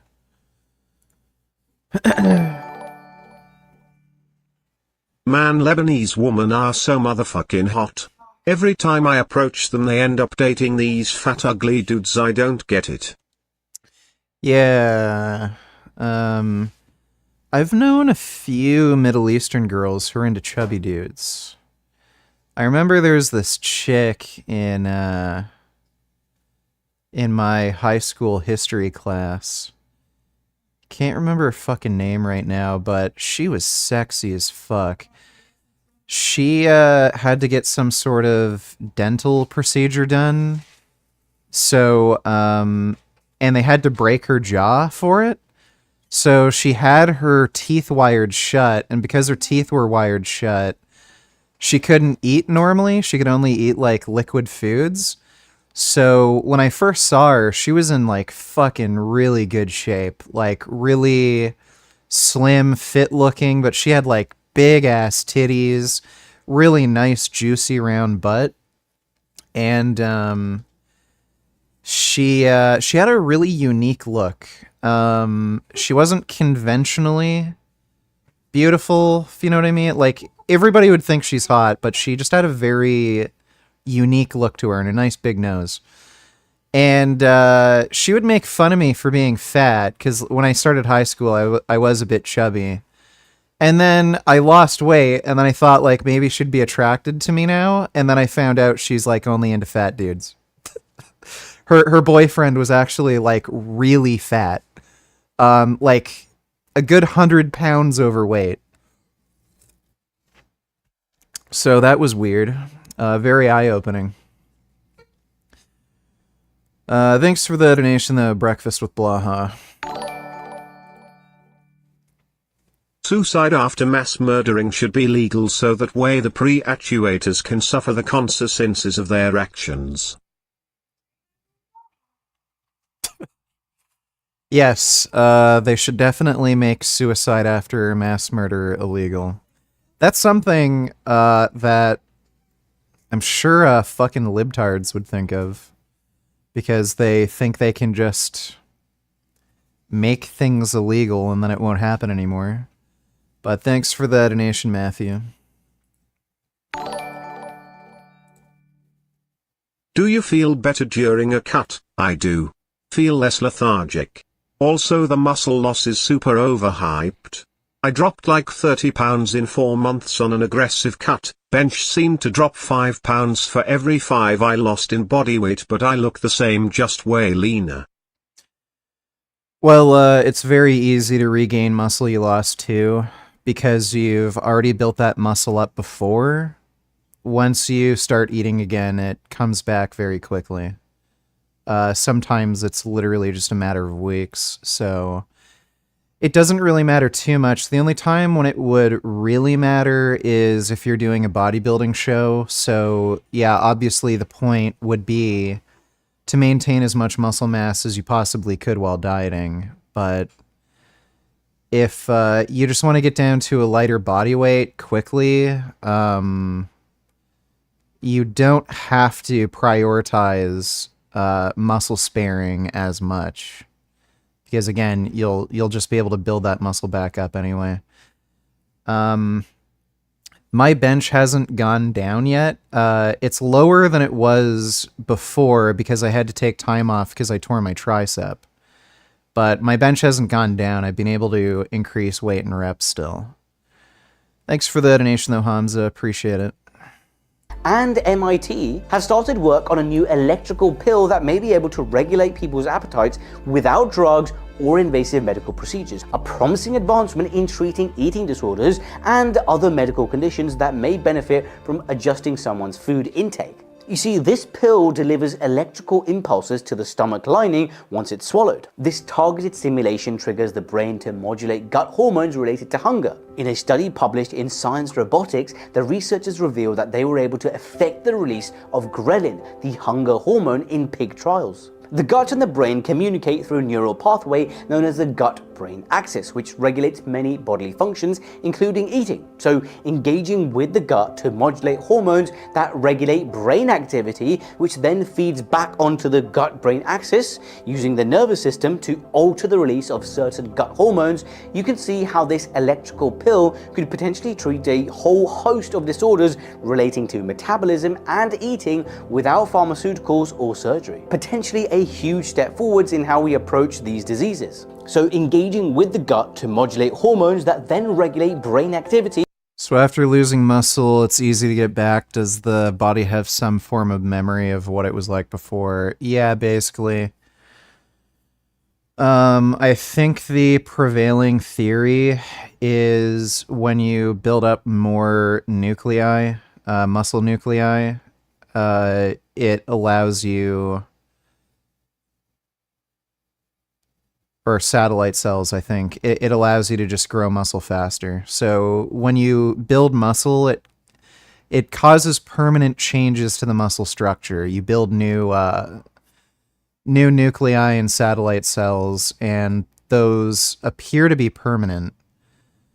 And then it just makes it easier to build muscle again, and it's called muscle memory. Let's see, Matthew Donatillers, big news, conservative news reporter just admitted that he lied. And you know what? I'm going to make some people uncomfortable by doing that, but I'm not going to give up on the American people. And this isn't the end. This doesn't solve all the problems. This is the first step. I'm going to announce a commission coming forward from the speaker, from bipartisan on both sides of the aisle. The majority driver of the budget is mandatory spending. It's Medicare, Social Security, interest on the debt. So you only have 11% to look at this budget. Well, it seems like their plan is successful in making sure that black people don't ever get retirement, since the average age of black people in America is about 60.8 years. So it's like you can. Whoa, is it really that low? That's insane. Qualify for Social Security right before, you have 8 months left to live. I think it's absolutely disgusting that the idea of fixing the debt is taken away from the poorest people while we still give tax cuts to people with planes and helicopters and stuff like that. Well, it's funny. Every time Republicans complain about national debt, they raise the debt by cutting taxes for the rich, and then they just take away social services to compensate for that lower tax revenue. We just came off a year where for the first time in decades and decades and decades. Yeah, we already knew they were gonna try to do this. Like, Biden's being pretty vocal about it too, but yeah, Republicans are pieces of shit. Thanks for the donation, Matthew. What's up, my niggas? Trump 2024, you heard it now. Richard's got a fat cock that he slangs like dope. If you want some real dating advice though, check out this G. Let me take a look. What's up, everybody? I'm Sona Kim, America's face of dating. It's we've already watched this video yesterday. you, right? I'm choosing you because you are so great. Did anything or not, I'm not really sure. But what happened was that, yeah, he literally stopped the concert, comes down and talks to her. Yeah, we watched this yesterday already. Selna Kim's a fucking idiot. Nothing he said in that video made any fucking sense, and he made up a bullshit story about how Skrillex hit on his girlfriend at a concert. Like, yeah, sure. I don't think they would even let him into a Skrillex concert because they'd think he's like 11 years old. Thanks for the donation, though, niggas for Trump. Hey VG. I dated a really hot Algerian woman once. She was physical perfection. Imagine a more attractive version of Naimai's wife. But then we got into an argument one day and she crashed my car with both of us in it at like 60 miles per hour. That basically ended it. Well, congratulations, Muslim fucker. That sounds like fun. Nimai and Bianca Taylor broke up, by the way. They were married for like a week and now they're divorcing. But thanks for the donation, Muslim fucker. On the gut-brain axis and using the nervous system to alter the release of certain gut hormones. This electrical pill could potentially treat a host of disorders related to eating and metabolism. And this can be done without pharmaceuticals or surgery. Potentially a big step forwards in how we approach these diseases. Unlike drugs, which have a broad uptake in the gut, lots of side effects, electrical pulses can be designed to target specific cells and locations for targeted therapy. The initial research demonstrates its efficacy in increasing hunger, making it potentially therapeutic for eating disorders such as anorexia and ARFID, avoidant restriction. Okay, that's not for weight loss. That's literally for the opposite of weight loss, dude. Food intake disorder. But by adjusting the type and location of the stimulation, this same technology may be able to modulate hormones in the opposite direction, reducing overall hunger and providing a treatment for metabolic disorders like obesity and diabetes. The funny part was when he said he was talking to that girl during a Skrillex concert. Motherfucker, what? Do you know what Skrillex music is like? It's basically like saying I was having a conversation with a chick at a death metal rave. Well, not only that, just the noise from the crowd as well would make it, like, impossible. It's so fucking retarded. It just makes no sense. Thanks for the donation, though, Ken. Appreciate it. Diabetes. With further development, it could potentially treat neuropsychiatric disorders like depression or substance addiction too. The research team is currently conducting additional preclinical testing with the goal of beginning human clinical trials with an advanced prototype within 5 years. Now, these novel weight loss injections should be made more widely available, but the caveat being primarily to those who need them first and foremost. Their use needs to be equitable and monitored safely. Not only that, but their use needs to be incorporated into wider efforts to address the surrounding issues around obesity. Unfortunately, this isn't the situation on the ground level. Certainly in the UK, these semaglutide injections are available privately, but not yet on the NHS. In some cases, the private... What's up, my nigger bitches and whitey cracker ass fuckers? Richard is both of those. Trump 2024, my niggeros. Free my nigger Trump and make him a sandwich hose. Love, peace, and booty grease. He is not going to win in 2024. In all likelihood, he's just going to be in jail. But thanks, Hunter Biden. I was going to say something before I was interrupted. On the NHS. In some cases, the... Yeah, so even if you go to a private clinic, it's still a prescription. So it is with doctor supervision, essentially. Private purchases of these drugs are leading to shortages for those with type 2 diabetes. Additionally, there is evidence of unsafe and inappropriate prescribing. There's also a lot of insufficient... Who the fuck cares? That's not an argument against Ozempic. Training of clinicians around nutrition. You see, there's an overwhelming focus on appetite suppression, which distracts us from our... Like, yes, that's the main problem. These fat people have a crazy appetite. Food environment. In particular, this creates a vicious cycle which includes ultra-processed food manufacturers profiting from appetite, overriding food, and pharma companies then profiting from suppressing our appetite so then we can resist the food. This guy is just monstrously stupid. Like, buddy, when you're talking about, like, really chunky people, those same chunky people would be fat either way. Their appetite is crazy, and, like, the fact is, yeah, we live in the food environment we live in. If you go to a grocery store and your intention is to only buy, like, fruits and vegetables, but, like, the cookies and everything are in the other aisle, yeah, people who have issues with appetite are going to have a struggle only sticking to fruits and vegetables. Like, the main problem is appetite and a tendency towards eating these hyperpalatable foods. So the way to fix that is with drugs. Are you making tea? Oh no, wait, that's hay that I'm smelling. Solomon, no malos, don't dollars. These something.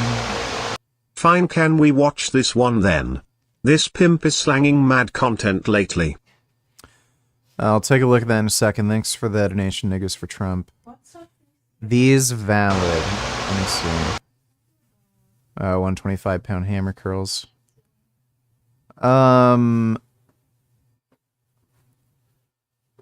It's not the best form, but that's still very fucking impressive. Like, I wouldn't be able to do this.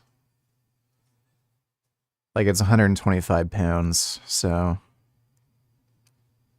That is some pretty crazy forearm strength. Let me take a look. How to really handle the cock block. Alright, we'll react to that later. There's some other vids that we needed to get through first. Thanks for that donation, man. The pandemic of diet-related diseases is analogous to the pandemic of cancer caused by tobacco companies of yesteryear. Treatments for smoking-related diseases have... Cancer's still the second leading cause of death, so... what?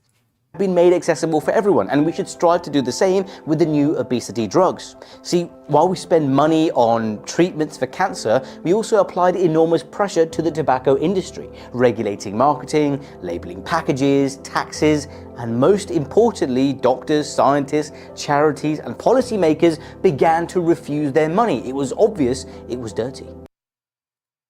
So whilst we celebrate these new drugs cautiously and with a cynical eye on long-term... I think what really needs to have to be done, there needs to be more regulation when it comes to nutrition labeling, because they'll do annoying shit like on the back of the package they'll say per serving rather than the entire package. And again, these food companies will argue, oh, well, you're not supposed to eat the whole package all in one sitting, which is bullshit. Obviously, you're going to do that. So they should just force them to have, like, either a separate label or include it within the label. How many calories and what, like, nutrition is in the entire package. Side effects, mortality, and how these drugs affect people at different weight categories and minority groups, we need to tackle our food environment. The enthusiasm for these drugs doesn't seem to be matched for the enthusiasm for regulation of the industry, which plays a significant role in causing the problem in the first place. Like, again, the primary issue is them overeating. So you've already solved the problem of overeating with Ozempic. No one's claiming Ozempic will make you eat better. But the problem that Ozempic or semaglutide solves is the overeating issue. So he's just saying things in context that don't really make any sense. Like, yeah, sure, nobody's claiming it doesn't matter what you eat. The issue is there is a problem with overeating, and that semaglutide Ozempic solves that. place. We need to regulate the marketing of foods and label packages with appropriate warnings like countries in South and Central America. We need to improve the wider education around nutrition. See, drug interventions and even surgery are useful tools, but they need to be part of a person-centered approach that addresses root causes and root problems and other surrounding medicine. Again, the root cause of obesity is genetics. So again, these are other issues like, yeah, food environment and crap, but the main issue is genetics. Conditions. This needs to be done in addition to policy changes that can help to reduce our obesogenic environment. And on that note, and after that... Well, I disagree with a large amount of what that guy said. Yeah, he basically just tried to fearmonger about Ozempic, misrepresented the potential side effects, and then just went on some weird spiel about how important diet and exercise is when, like, again, everybody knows this. Like, the issue is a lot of people just cannot control their appetite. That's a simple way to put it. What do you think?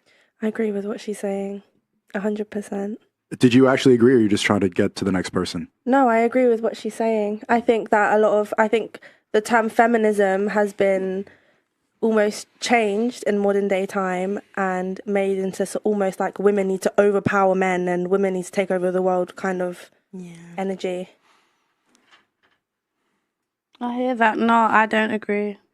Okay, what do you think? Feminism. Feminism. I'm not watching this stupid, boring video and only dumb bitches are talking.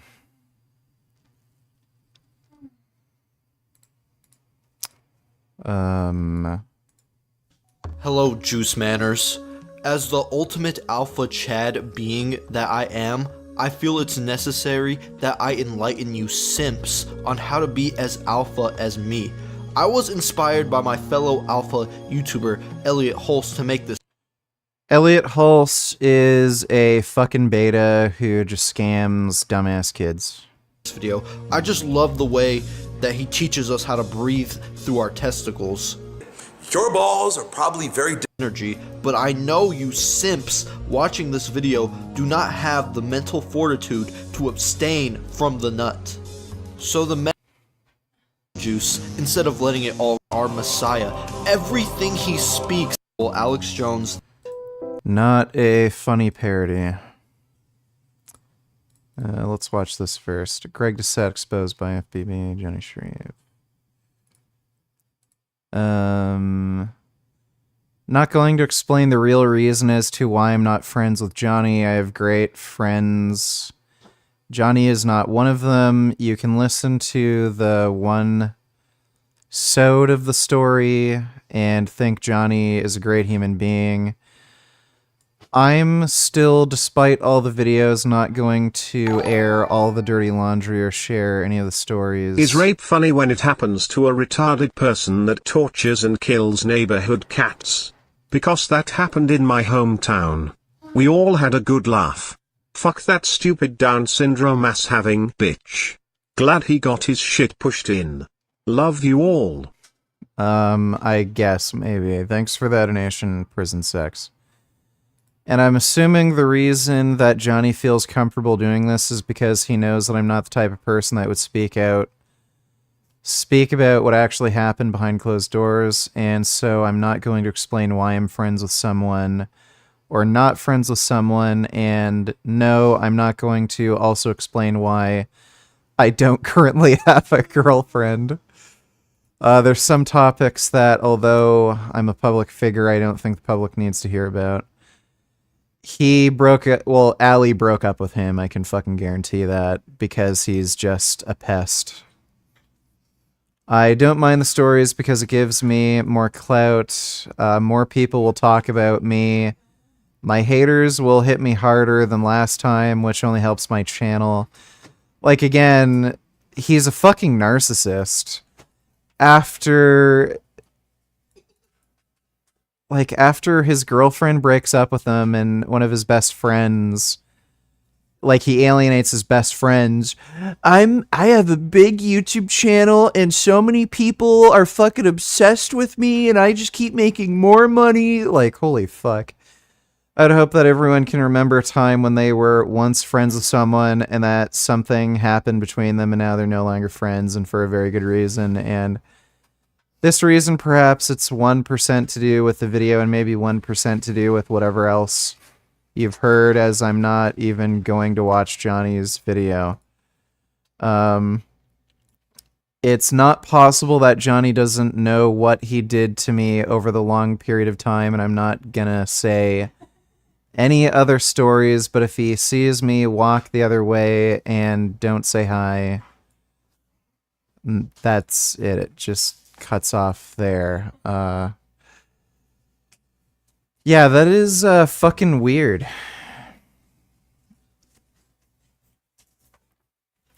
Greg doesn't want to share any information about this because he knows he's just being a weird, petty retard.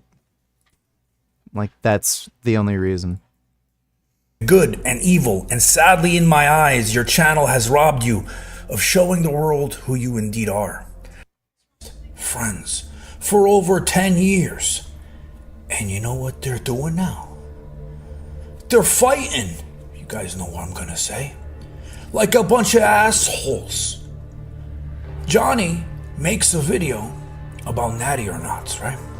Half of the natty or not videos that are done are right, and half are wrong. The people that are actually innocent, are paying the price for the sake of somebody else's YouTube channel. Views. Greg's done like 20 videos on Alex. Like, not 20, but he's done a lot. Right? And I get it. It's part of the shtick. It's part of what brings views and whatnot to his channel, whoever else. I'm not trying to pick on Greg. I'm just making an example. Greg sees it. He thinks it's about him only. So you know what he does? He gets pissed. He makes a video on Johnny saying, you know what, Johnny, you're not fucking natural. You're lying to your audience saying you haven't taken shit for 2 years. And so why is it different when somebody accuses you of being a fake natty, that somehow it's an insult? Oh, how dare you accuse me of taking something? Well, why do you think? Because you look so incredible. And doing what Coach Greg does, I wrote the following. It's extremely easy to prove you're currently natural. Anyone who watches my channel knows that all you have to do is post your blood work, and the blood work will show if he's natural or enhanced. He could potentially be natural. Just send me the blood work and I can do a natty or not video. It's literally that easy to prove natural and shut down the accusations. To me, that is a perfectly legit and proper response to somebody who is claiming to be 100% natural. Why wouldn't the guy post his blood work? I never claimed natty. Natty would mean I've never used. Currently, since October 21, I have been on nothing. Prove it. And Johnny's doing a Masters show. It's just insane. Why? Like, it's clearly petty bullshit. So Greg just got triggered thinking Johnny made a video specifically directed at him.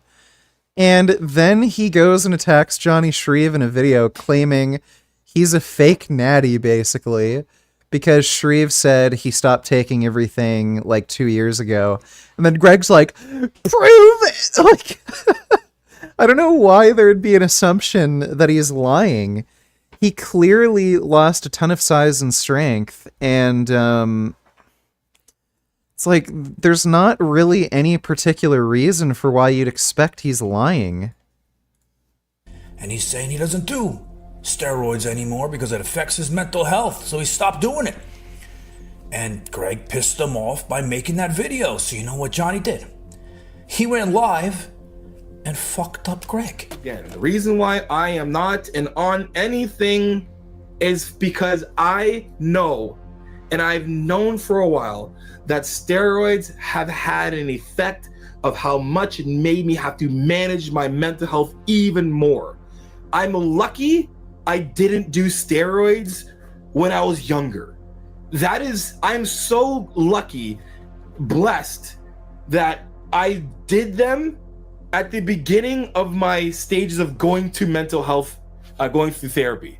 Because if I didn't go through therapy and I was just doing anabolics in my 20s, good God, I couldn't imagine where I'd be right now. Literally, I wouldn't be here. I would not be here 100%. I would 100% not be here. Now, to understand what's going on now, you gotta know about the history. These guys, over a decade, they've been friends. They worked together, they trained together. They were part of the same team. He was part of HTLT with Greg, helping him promoting his videos. They were promoting each other. The supplements, they helped each other make them. Johnny was part of the Greg Doucette team. And they did everything together. Well, I hope not everything, thinking about that. But yeah, they did everything together because they were best friends. Friends first, true friends before any of this stuff. None of them were big on YouTube when they were friends. He got busted for whatever back in the day. I literally moved in with him a year after, in 2013. And we were great friends, this and that and the other. And fast forward to last year, I told him how I felt about how, he was dealing with certain things, how he was making people feel, yada, yada, yada, and how I felt about how he was portraying himself. And because I'm the kind of friend that's going to tell you what you need to hear, not what you want to hear. Wonder where you got that from. Anyway, so he didn't like that. You guys remember when Greg Doucette started on YouTube? I was a fan of Greg Doucette. I loved the videos he was putting out, and so was a lot of people in the fitness. It's not my thing, so I'm making a video and a bunch of influencers on YouTube, and Greg... And because of that, and there's a video I put up, you guys probably can search it. It's a video from like last year. I mentioned him for maybe, I don't know, like 30, 45 seconds. And that video was enough for him to say, we are no longer friends. Basically got friends to not trying to talk to me and all those things. Ostracize me. Oh my god. Because of that fucking Natty or Not video, where Johnny said people shouldn't make Natty or Not videos, Greg not only unfriended Johnny Shreve, but he also messaged his other friends to tell them not to talk to Johnny Shreve. He's like an 11-year-old. Said a word to me. It's like high school girl shit. My wedding. He's there when my kid was born, and that day after that, wrote me off. Even literally tried to like reach out to him a bunch of times. When he was going through some things, I said some encouraging things. I've invited him out. Wouldn't make him move. And that brings us to where we are now. They're making videos about each other. And I'm gonna say, I know Johnny. I'm not giving a biased opinion. Dude, that's fucking hilarious. Oh my god. That is so stupid. Let's see the Selna Kim shit. Face of dating, and today we're going to be talking about how to actually handle a cock block. And I have an amazing story to tell you guys about how I handled this type of person. There's plenty of ways on how to handle this, right? But there's one specific way that I want to tell you guys about. Actually, two. And the last one's going to be kind of shaky, so you're going to want to stay and hear that one because a lot of guys might not agree with that, but it actually works a lot of the time. And so, where I'm going with this is that I'll just tell you the story straight up. I was in the club, right? And this was with one of my ex-girlfriends. I was in the club with her, and when we were in the club, I went to the bathroom, right? So I left her alone at the bar. She was just hanging out. She was going to get her drink or whatever. I was going to the bathroom. So I go over to the bathroom, and I'm in the bathroom, whatever, go piss, do my shit, whatever. Come back, and on my way back, I noticed that she's, I guess, standing there, but there's this guy trying to talk to her next to her. And he's like trying to put on the... That is not a cock block. That's just somebody hitting on your girlfriend. He doesn't even understand what a cock block is. Like doing the lean on the fucking counter and everything, man. This lame ass guy. And he's thinking that he's like spitting game to her, right? And so she's sitting there, she's kind of like facing away from him, and she sees that I'm coming back. And on my way back, this was so funny. So on my way back, me and the girl made eye contact. So me and my girlfriend made eye contact, and I walked around her to the other side of the guy. And my girlfriend didn't really know what I was doing, but she kind of just didn't really do anything just to see how I'd react to it, right? And so as I'm standing there, like again, this isn't a cock block. He's still trying to like spit game to her, right? He's leaning on the counter, like I said, like being all cool with her. And so I tapped him on the shoulder, and I was just like, dude, you spitting game with that girl right there? And he was like, yeah, man, like, I got this, bro. I got this. Watch this. And I was like, dude, like, you want to make a bet? And he was like, what's the bet? And I go, so if I can go... He's just like Hamza. Whenever he comes up with lies, he has to do a long pause. Because he doesn't know he didn't plan out what he's going to say next. His stories are so bad. They make no fucking sense. One of my favorite ones was when he was at a party with a pro NFL football player was hitting on some girl and she wasn't interested in him, but she was interested in him instead. Like, it's just so stupid. Over there and kiss that girl without saying a word. That girl right there. You know, and I was like pointing like through him, right? I was like, that girl right there, like keep it on the low. I was like, if I can go out there and make out with her without saying a word, you owe me $100, right? And if I can't do it, then you have to do it. He was like, bro, bet. Shook the deal. And I walk over to her and just, of course she's my girlfriend, just start making out with her, right? Because it's my girlfriend. And so I just start making out with her. And when I got done, I was just like, that'll be $100, please. And he just walked off. Didn't even give me the $100. But that's how you handle the cock block right there, is that if a dude is, I guess, trying to really just hit on your girl, right? Or he's being a cock block and you don't even know who it is, just come over and just say, hey, I'll make out with this girl. You owe me $100 if I can. He's like, sure, they always take that bet, right? They always take that bet. And just because it's a cool bet, and then you start making out with her and he's like, fuck, dude, like what the fuck happened? That's how you handle the cock block, right? But that's not a cock block. Let me tell you all a story. When I was 5 years old, I shit on my dad's back and fucked my sister in the ass. The dog watched the whole thing. Now I work for the IRS and I hate my life. God, I miss the good old days. Life really is like a box of chocolates. Well, that's good to hear. Thanks for the donation, Fire Marshal Bill. Yeah, so that's not a cock block. Cock block is when you're trying to get with a girl, get her number, or set up a date or something, and somebody tries to get in the way of that. So, like, another dude jumps in the conversation, also tries to hit on her, get her number, or a really common one is one of her friends doesn't like you, and then she starts being like fucking bitchy and interrupting what you say. And then when you like say, oh, what are you doing this weekend or something like that, then her dumb bitch friend says, oh, we were going to hang out together and she was going to come to my house. So she's going to be busy. Like, you know, that sort of shit. That's what a cock block is. Like you having a girlfriend and some dude hitting on her isn't a cock block. This guy is so fucking stupid. Like he knows so little about dating. It's just amazing. I mean, how did he even like figure to get into this?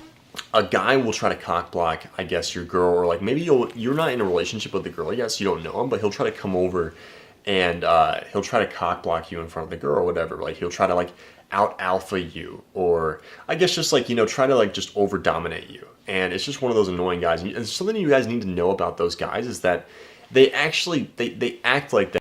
So here's what has to happen if you're in a situation where somebody is like cock blocking you, either another dude is trying to hit on her, or if one of her friends is trying to get in the way, just fucking ask her straight up. Like, I want to take you out somewhere. Like, let's go out this weekend or something. Like, just fucking make the move first. If you've already talked to her for a couple minutes, she's going to get a vibe from you anyway. And if she's like even a bit attracted, she's going to be like, all right, whatever. So within the first like few minutes of talking to somebody, they're pretty much going to make up their mind about you. So just if you're in a situation like that where either some dude or one of her dumbass bitch friends is trying to prevent you from getting her number or going on a date, just ask her out. Just be the first one to fucking ask her out or get her number or something, and don't let them get in your way. That because they're trying to put you down to make you look smaller in front of the girl in order to make themselves seem bigger to the girl, which is actually a strategy to try to get the girl at the end of the day, right? And so you might get a cockbot that comes over to you and he's just like, he says something like, oh, you're just spitting game to the girl just to try to get in her pants, right? How would you react to that? The simple way to react to that. Literally nobody says that. What a fucking moron. I literally talk about this in my book, Waking the Core of Man. Like, you guys need to read this book, by the way, if you haven't, but I talk about this in the book. But what you want to do is turn back to him and just be like, you know, they say that people, everything that someone says is a reflection of what they're thinking. So thanks for telling us what you're thinking right now.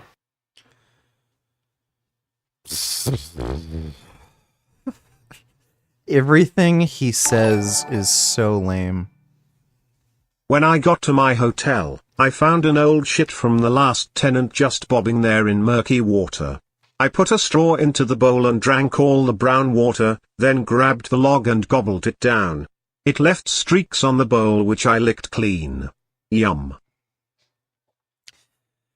Well, that's good that you were able to take that opportunity. Appreciate the donation, Microwave Poop. You're just trying to get, basically what you're saying is you're just trying to get in the girl's pants, right? And the girls will be like, damn, he got you on that one. And so there's always ways to handle the cock block. And the way that you need to handle the cock.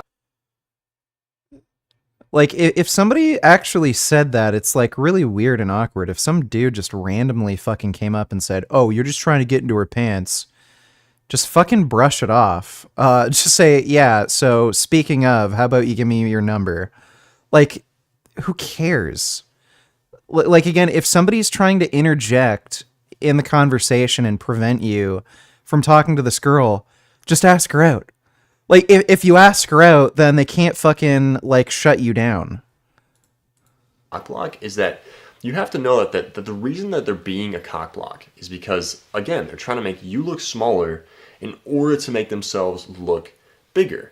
And if you come from yeah, I think next to you, nobody has to really try hard to make themselves look bigger, dude. You look like an 11-year-old. From that perspective is that they're really trying to overcompensate to get the girl, and you make them look just like a weak, needy beta male, you're going to win the girl every single time. And a lot of the time, too, like, you know, he might just come over and just literally, like, and sometimes you got to let them do this, right? This is another really important, I'm just kind of just, like, spreading some just taking my mind and just kind of just, like, splattering it on the whiteboard.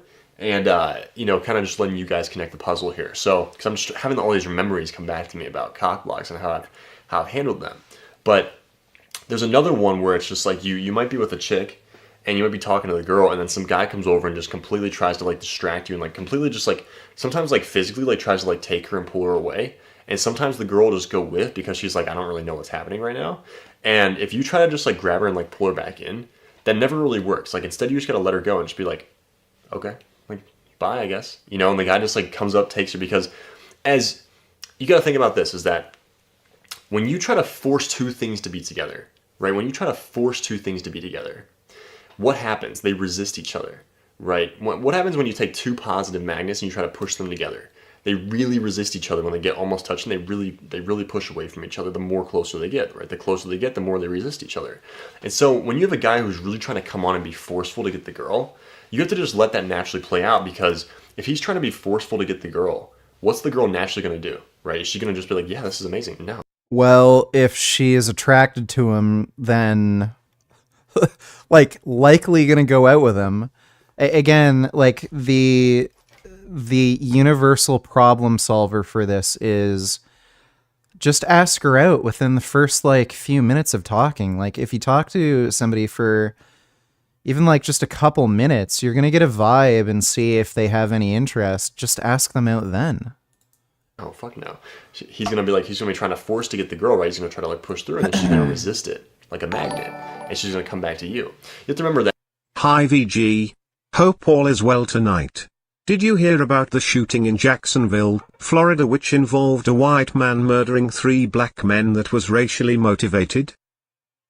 I think I might have. Let me see. Developments now. Several people are dead in what police now say is a racially motivated shooting at a store in Florida. It happened this afternoon inside a Dollar General. Okay, I didn't hear about this. Yeah, somehow I don't think Antifa is responsible for this. Store in Jacksonville. Police say a white man wearing a tactical vest and armed with an AR-15 rifle and a handgun with swastikas on them walked into the store and shot and killed 3 people. The 3 victims, 2 men and a woman, were black. There are How, like, I don't understand how only 3 people get killed. I don't know if they end up, like, getting scared after they do it and they just stop. Or what, but... Yeah, only 3 dead. The fucking Toronto van attacker killed, like, what, 11 people? There was also there was a guy who committed a mass shooting with a bow and arrow, and I think he killed 5 or 6 people. That's surprisingly low for somebody who supposedly is trying to kill as many people as they can. Ugh, I wonder if the guy offed himself afterwards.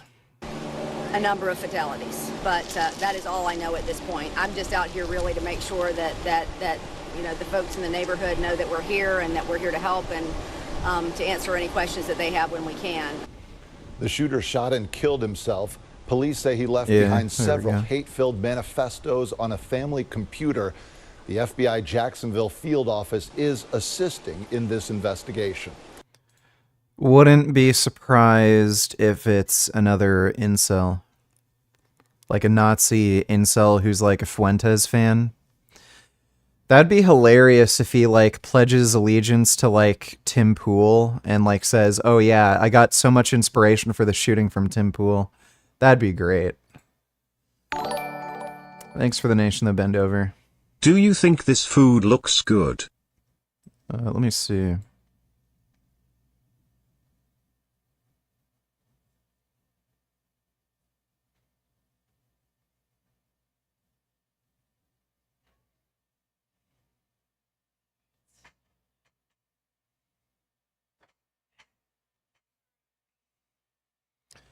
Yeah, I'd eat that. That looks pretty alright.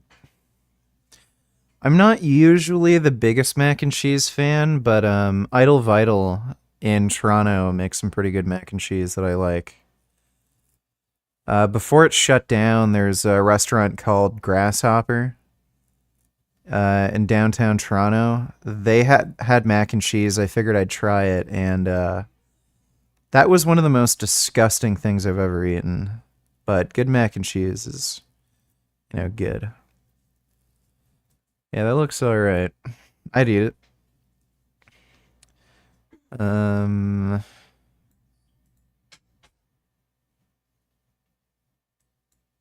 This is in California.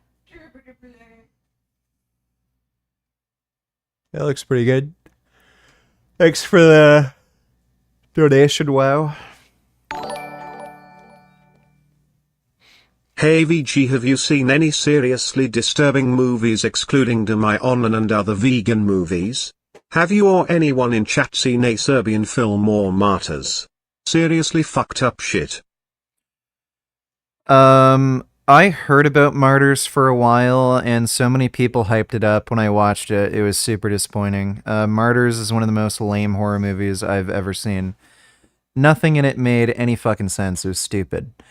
There was a shooting at the beginning of the movie that was kind of well done, and then for no reason, these 2 people just stayed in this house even though they committed a shooting, and it seemed like for multiple days. It was really weird. And then she found this person getting tortured in the basement, and then rather than leaving and calling the cops and saying, "Hey, there's like this family that was torturing somebody in their basement," she just stays there. And then apparently there's like this torture cult who thinks if people go through enough suffering, they can see God or something. And then she ends up getting tortured. And like the ending was just so lame, and the special effects are also garbage. Like there's a scene where all of her skin gets ripped off, but it like you can tell she's wearing a rubber suit. It was so fucking stupid. That movie's a waste of time. Don't bother seeing it. I haven't seen a Serbian film, but yeah, Martyrs sucked. That got hyped up for so long, but it was just a shit movie. Thanks for the donation though, Farce. What? Yeah. That it's natural. But yeah, I don't know. In response to the shooting in Florida, Ron DeSantis had the Caucus City to show up to comment to the folks of Jacksonville, and they were not having it. Check out their response to his arrival. Oh, that's gonna be funny. Yeah, he's a fucking massive racist. Black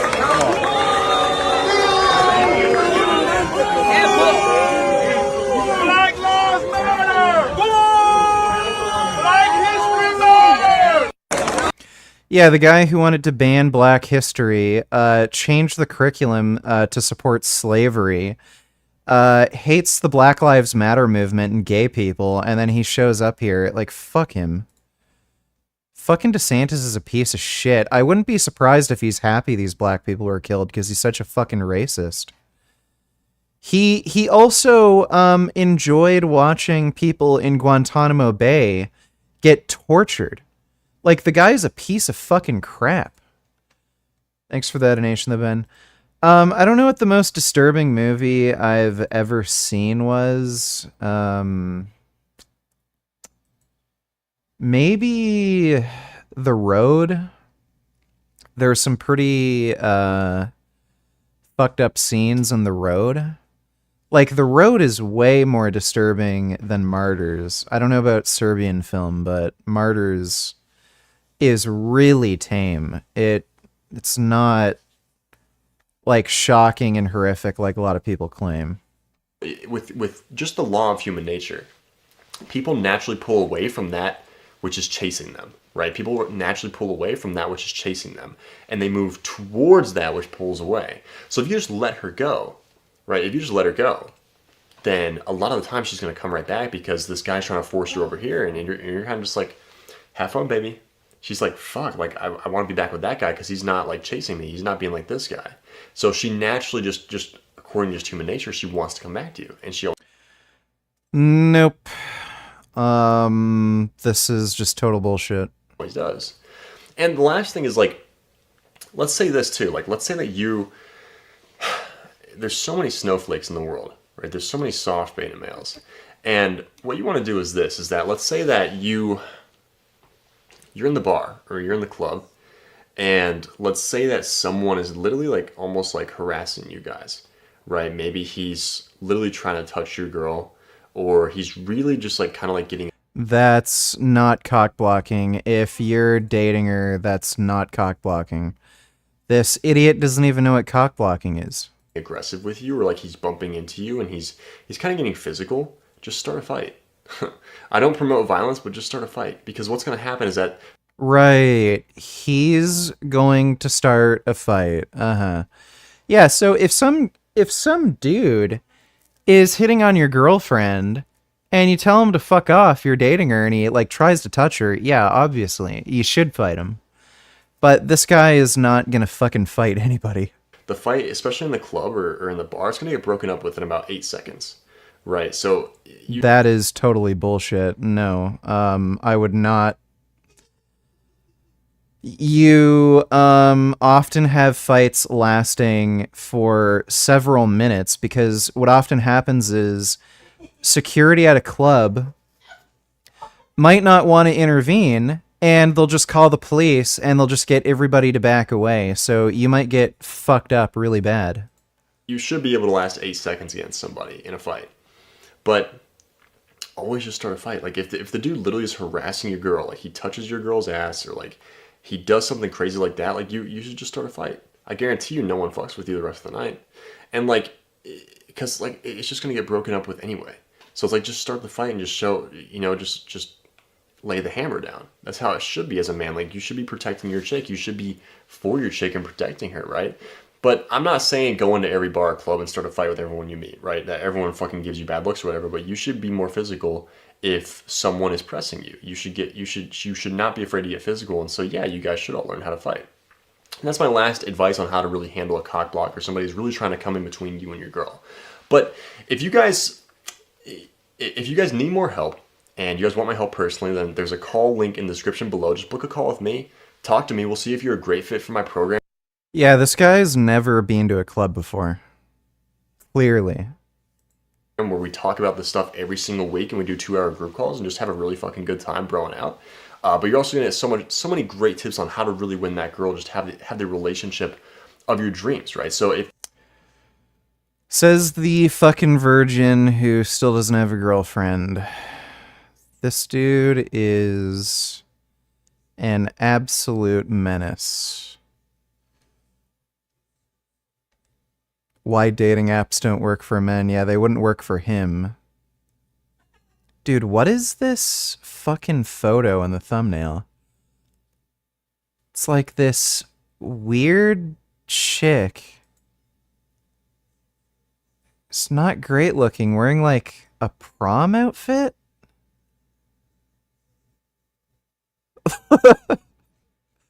How old is he?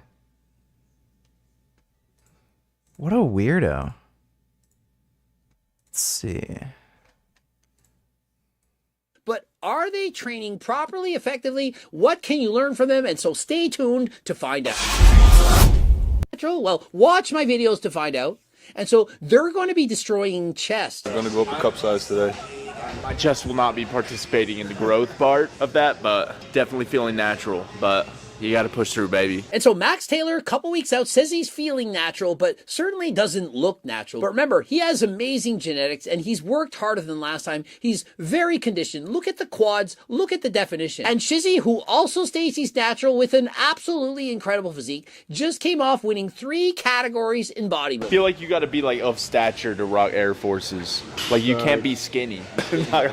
You literally look like a stick figure with Air Force If I wore it on. right now, it would just look wrong. That's why I'm in skinny chucks. And so perhaps it's because I'm 47, but I didn't Well, know I like you had that to have a certain guy's physique taste to in rock or manga. wear certain shoes. Does the size, stature, conditioning, body fat percentage, and so on actually dictate what kind of drip you're actually wearing? You learn something new every day, and so perhaps if you're a cool company out there, perhaps send it towards Coach Greg. First exercise, I'll do anywhere from 2 to 3 warm-ups. And then from that point on, I'll do no more than 2 warm-ups and then just 1 set. And so Max Taylor begins his workout by doing 3 warm-up sets. That is very important to prevent muscle injury. And on each set, he's going to go a little bit heavier. Also, the repetition range is going to go down. And so on his heaviest set, he's perhaps doing 6 to 8, maybe 8 to 10 repetitions per set. And following this, when he goes to a different exercise, he doesn't do as many warm-up sets. He only does 2. And the reality is this: once your body is already warmed up, you don't need multiple additional sets to again warm up the muscle. Think of it, if you're doing Smith machine chest to begin your workout and you do 3 warm-up sets and perhaps do 2 hard sets after that,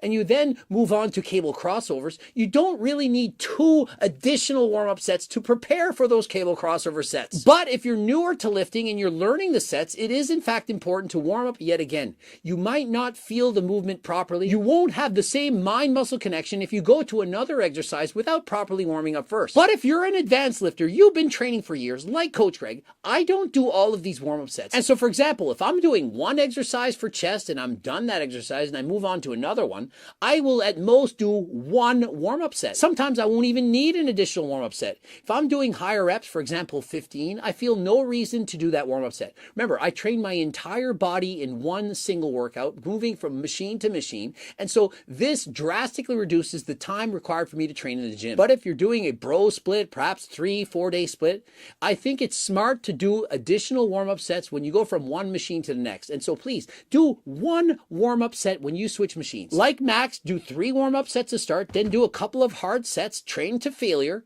move on to the next exercise. Yeah, so advice was decent up until then. Generally speaking, you shouldn't train to failure. There's no actual benefit to it. It doesn't build more muscle mass.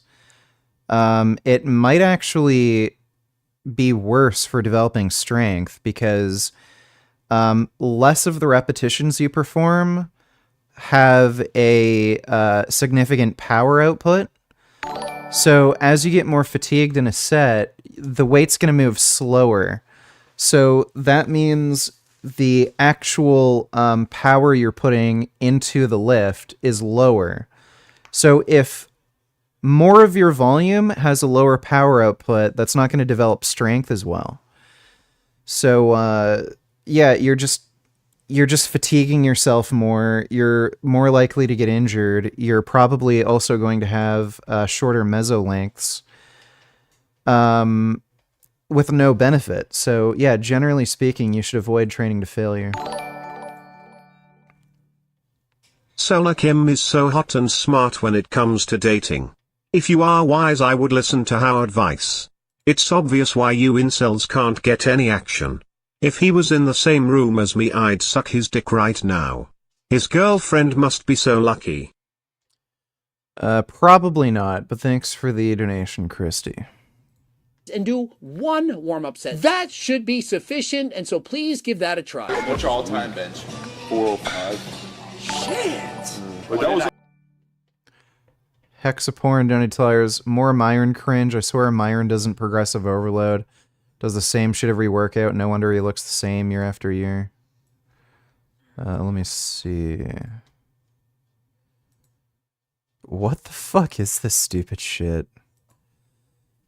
45 pounds, 25 reps. Like, this makes no sense. His top set is with 135? How does this work? When he gets to his, like, actual working weight, 135 for 9 reps, 135 for 8 reps, 135 for 10 reps? What? How the hell are the reps increasing? He's also shit at overhead pressing. So your legs shouldn't be together like this. They should be wide apart for more stability. He is not holding the bar properly. He's doing the stupid suicide grip thing. His wrists are also super, super cocked back.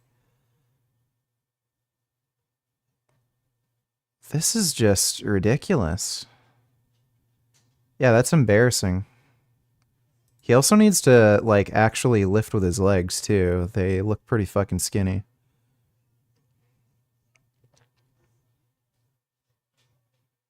Yeah, that's, yikes.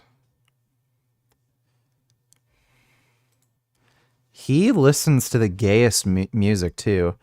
Can't Stop by the Red Hot Chili Peppers. What the fuck? Curls.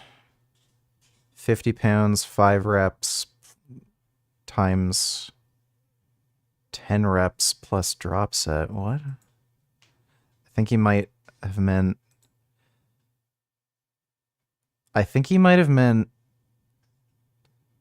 20 pounds, 50 reps by 50 reps. 25 pounds, 30 reps by 30 reps. That has to be like a typo or something. His bicep strength is all right. I also don't believe him when he says he does like 30 rep sets or something before his working sets. He wouldn't even be able to do some of these lifts if he did that. I think he's kind of like Athlete X where he lies about what he's actually doing. But his bicep strength is actually pretty all right. If you're curling 50s, that's not bad. It's probably the only lift he actually puts effort in.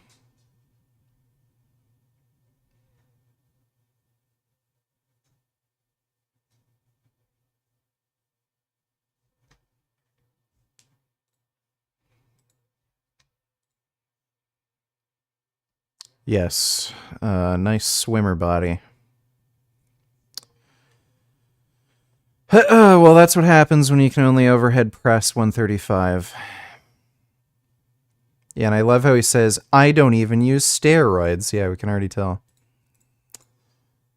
Like, that was like cringe as fuck, dude. Like 250 pounds. And so Shizzy's asked, what's your best bench of all time? He states, with a bulk, 405 pounds. And who doesn't believe that Shizzy has way above average genetics? Guys close to 6'4", well over 225 pounds. Yet his max bench is 405, and people, they actually think that that is not a superior bench. That if you really put your mind to it and train 10 plus years, the perfect diet and training program, that you could bench 405 100% natural. Alexander Bromley stated in a video titled, Can You Bench 405 Drug-Free? That over 50% of the world could bench over 405 drug-free if they only trained harder than last time with the proper diet and nutrition.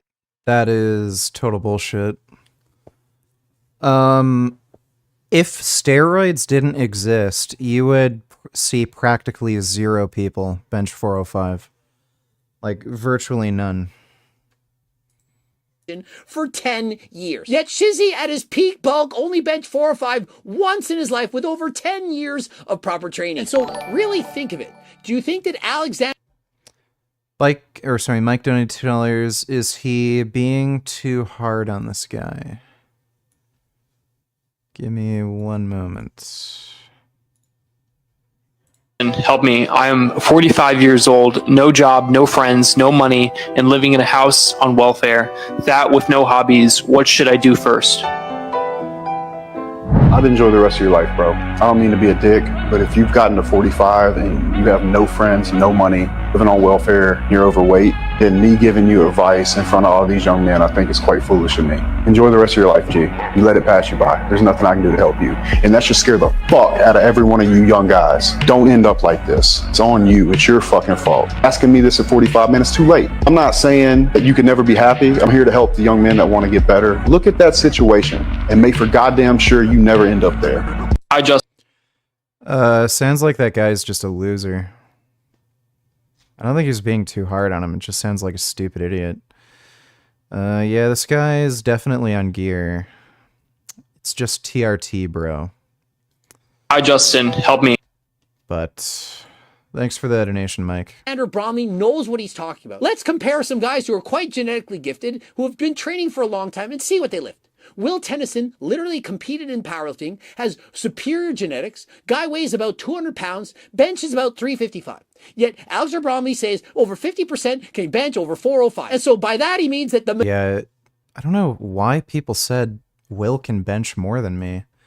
I could do 380. 355 would be fucking easy. majority of people would be way stronger than Will Tennyson if they simply trained for 10 years. This is complete and utter bullshit. The vast majority of people, as in more than 50% of the population, never going to bench 315 pounds, even if they diet and train properly. And so just because you can't bench 315 or 405 does not mean you're actually weak. Remember, a 225-pound bench is, in fact, impressive. And how much can Coach Greg bench? Remember, I'm a world record holder in the bench press. Clearly superior genetics. Remember, I'm on HRT, and what can I bench press right now?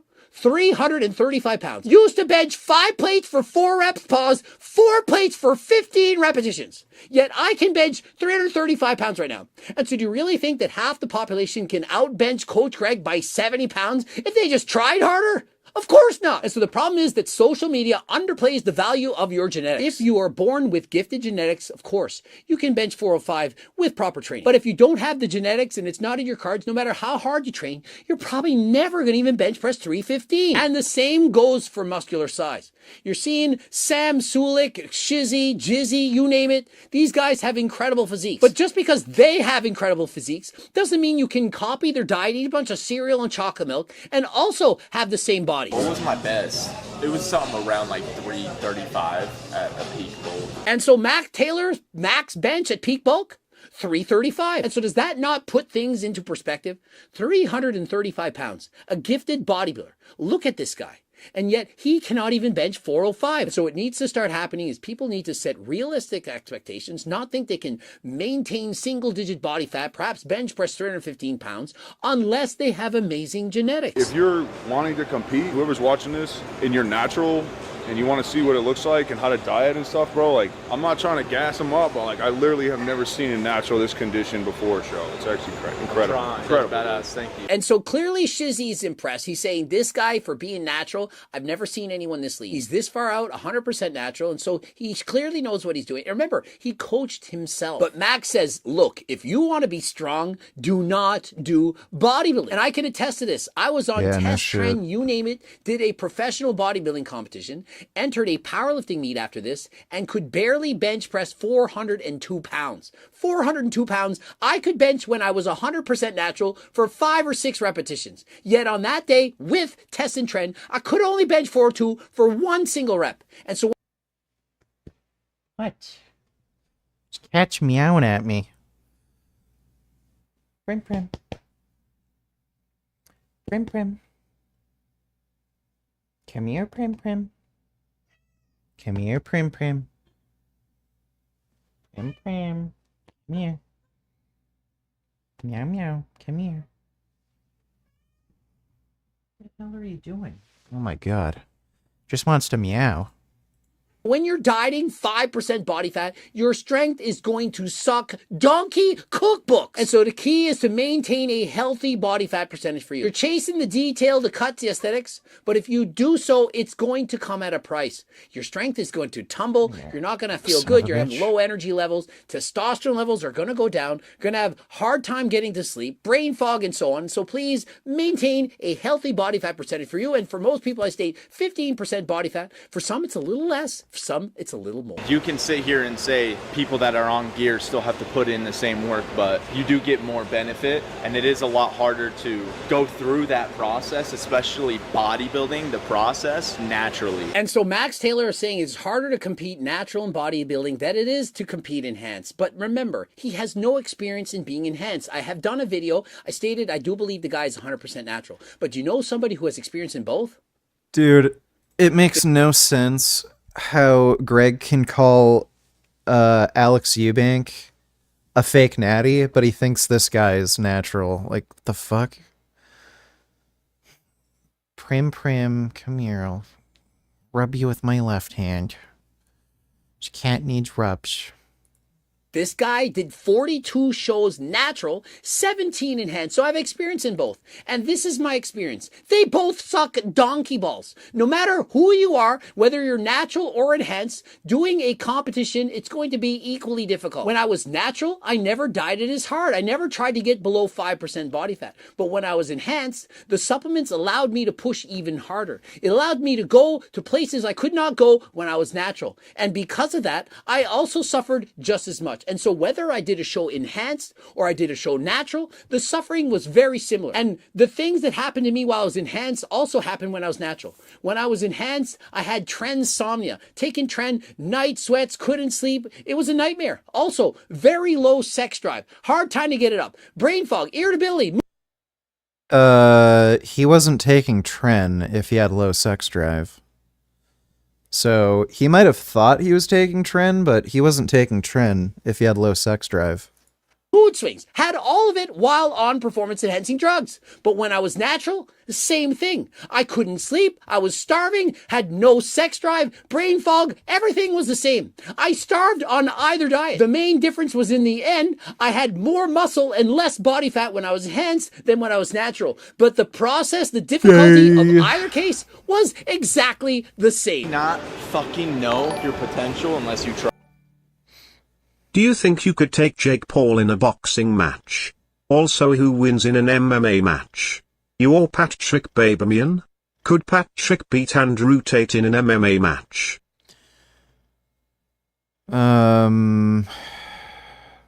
These questions are kind of stupid, dude.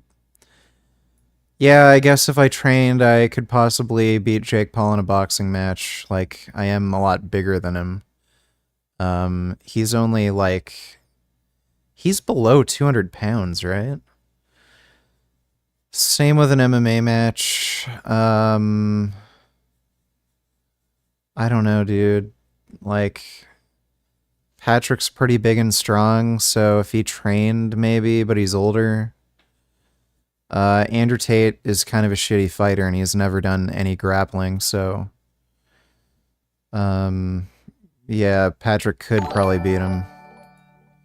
Thanks, Benchments 515.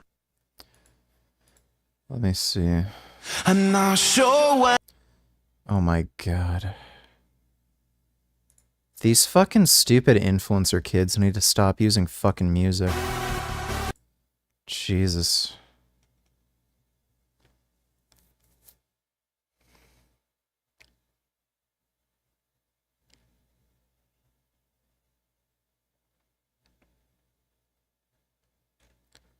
What am I supposed to be watching here?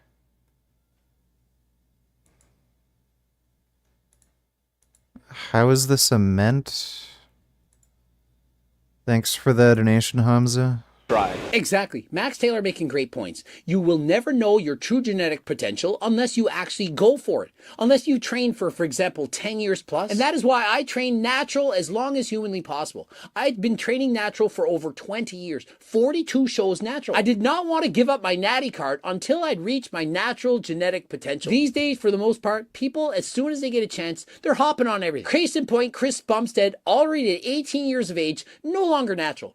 And what happened? 4-time Mr. Olympia champion. And so it's no wonder the younger athletes want to take steroids. They're seeing all their favorite social media influencers taking steroids, blowing up. For example, Tam Sulik, close to 250 pounds of muscle, living on cinnamon toast crunch and chocolate milk. And so people are hopping on the sauce younger than ever before because of the temptations, the pressures of social media. And so if you listen to me or Max Taylor, our advice, stay natural as long as humanly possible. Yes,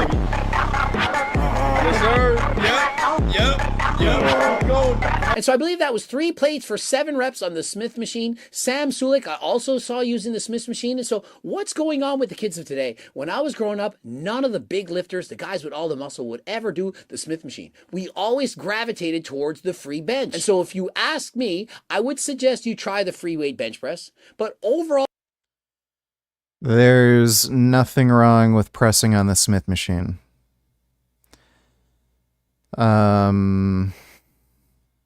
So if they want to press on the Smith machine, whatever. what really matters is that you're training harder than last time and that you progressive overload. And so in the end, do the exercise that gives you the most joy, that you like the most, and that'll give you the results you're looking for. Pretty common sense. You want your muscles to be doing the work. You don't want momentum to be in the equation at all. And so rather than using momentum, I do agree with these guys. Why not pause the weight? If you're simply bouncing the weight up and down, you're taking away from the exercise. When you stop and pause the weight, you are forcing the muscles. Bend over to $8, losers. Let me see. Fuck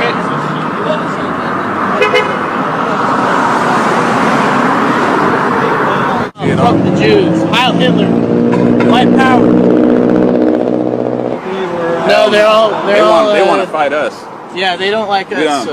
We don't mess with any Republicans or anybody like that. We're our own thing. We're here for our message, to secure the existence of our people and a future for white children. Our race above everything. That's it. Don't like it? Kick rocks. Move to fucking China. Move to Mexico. Move the fuck to. I don't understand how any of these people... Ow! Fuck, stepped right on my nuts. I don't understand how any of these people ever get jobs. Like, when they're posting this shit publicly, who the fuck would ever hire them? Like, do they just live off of welfare? Yeah, they're pieces of shit. It's too bad mass shooters won't kill these fuckers. To take over the work and decreasing Thanks for your the chance of donation, injury. though. And so Bend rather over. than ego lifting and putting on more weight, use less weight, pause the weight, go up quickly, and slow down on the descent. If you're doing the eccentric, the lowering portion of the exercise at a slower speed than the concentric, then most likely you're using proper exercise technique. Evil human embodiment. Yes, I am evil. Not 100%, but I... And so please concentrate on feeling the muscles squeeze using proper mind-muscle connection as you go from the start position to the finish and back to the start yet again. That's why I want them to make more gym clothes, because it's like, this stuff is comfy, bro. This stringer, look at that. It's comfy as fuck. And so perhaps not as comfy as Coach Greg's, harder than last time. Very moisture wicking, high quality material. I've worn these shirts by the tank tops, but That's insane. Yeah. That is insane. Yeah. that interaction to me is hilarious. The guy's 6'8", 590 pounds of muscle, and he walks up to me and he's like, this guy, wow, you look incredible. Max Taylor adds, and he's natural. That's insane. Looks at him again. That's insane. He's like, yeah. Yeah. And so personally, I don't believe he's natural. I think this interaction kind of demonstrates that he's not natural. I feel like if he was 100% natural, perhaps would have acted differently. I don't know exactly what he said. And remember, I don't have a PhD in psychology, but I just feel like this interaction, that if he was actually natural, it would have gone a little bit different. And so is he natural? Is he not? Please let me know in the comment section. And so there you have it. Max Taylor and Shizzy train chest. They then hit up different body parts. Personally, I train my entire body in one workout. I do so 2 or 3 days a week, but of course you can can split it up any way you like. You should be training your entire body 2 times a week with at most 10 to 20 sets in any given week. The harder you train, the fewer sets you should do, and the easier train, RP7 and so on, the more volume you can handle. But what you can't do is high volume and high intensity. If you do so, you're going to overtrain. Interested in any of the supplements, the Seco bars, GO2 Max, G-Test, 3-Test, G-Shred, we've got so much in stock. We even have collagen, we have NAC, we even have coffee creamer. Head over to the website, code Greg, 10% off. Subscribe, click the bell button, comment to boost the algorithm. Don't forget to watch one of the bloops, and of course, train. His videos actually suck. Yeah, that wasn't he didn't really comment on their training at all. He kind of just blabbed about horse shit and promoted his clothing and supplements the whole time. Yeah, Greg's vids suck.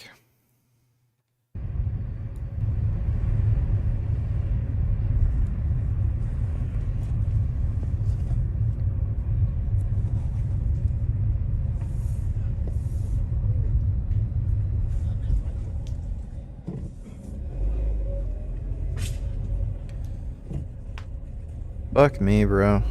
It's crazy how places like this exist. Looks like an absolute shithole.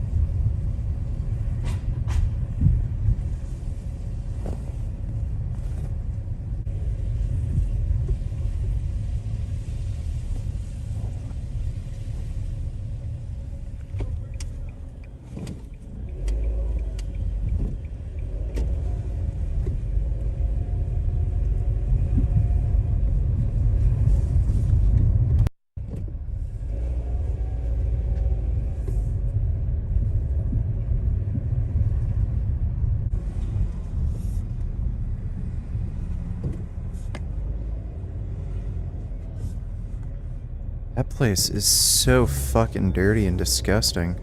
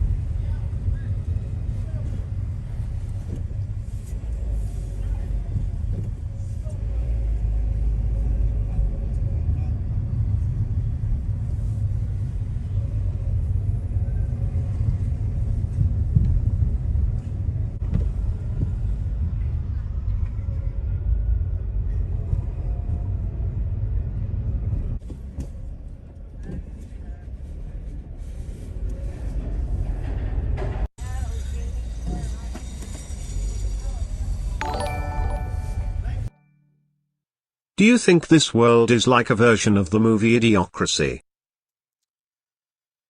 Yeah, especially when you see places like this. Yeah. Idiocracy is somewhat prophetic. Thanks for the donation, Dane.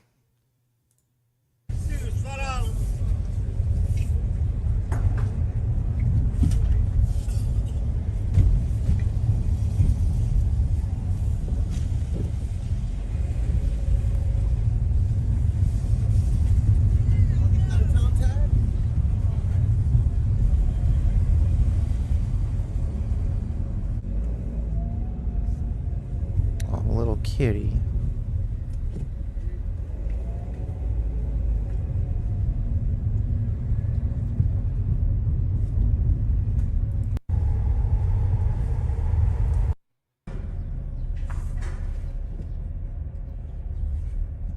It can't be great for your mental health seeing all this shit too.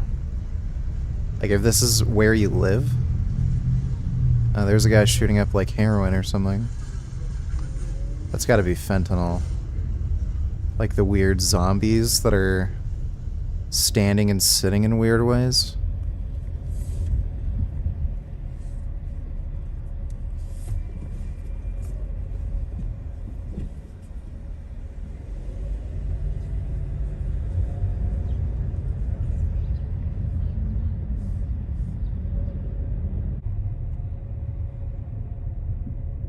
Stream to move? What are you talking about?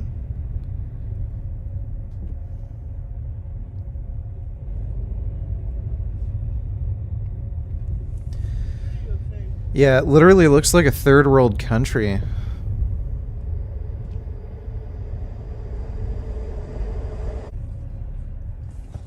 Yeah, fuck. People are just burning shit on the street to stay warm.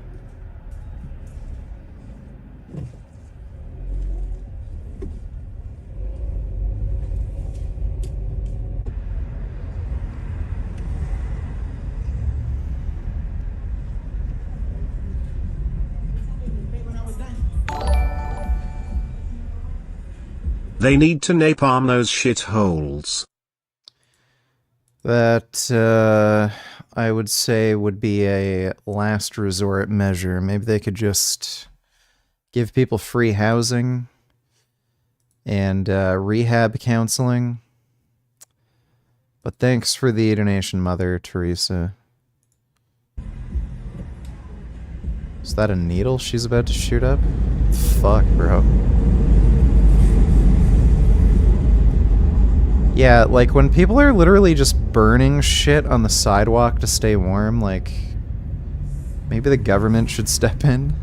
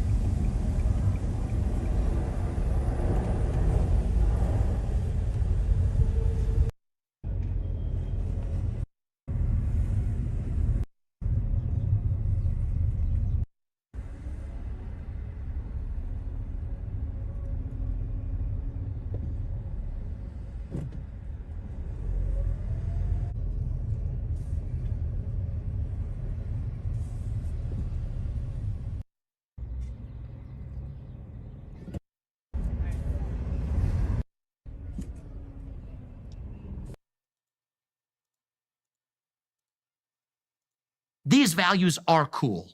They are meaningful. They are different. They are, today, heterodox.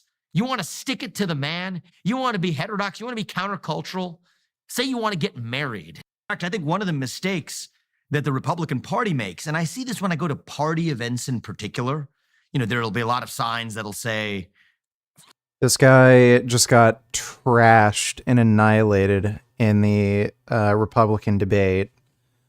And then he's talking about the party making mistakes. fire Biden, and then the pledge that the Republican Party has asked people to sign is called the beat to make it onto the debate stage, which I will sign as a condition for going on the debate stage. But it's called the Beat Biden Pledge.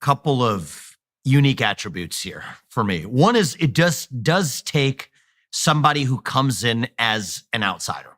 You cannot be beholden to the existing system.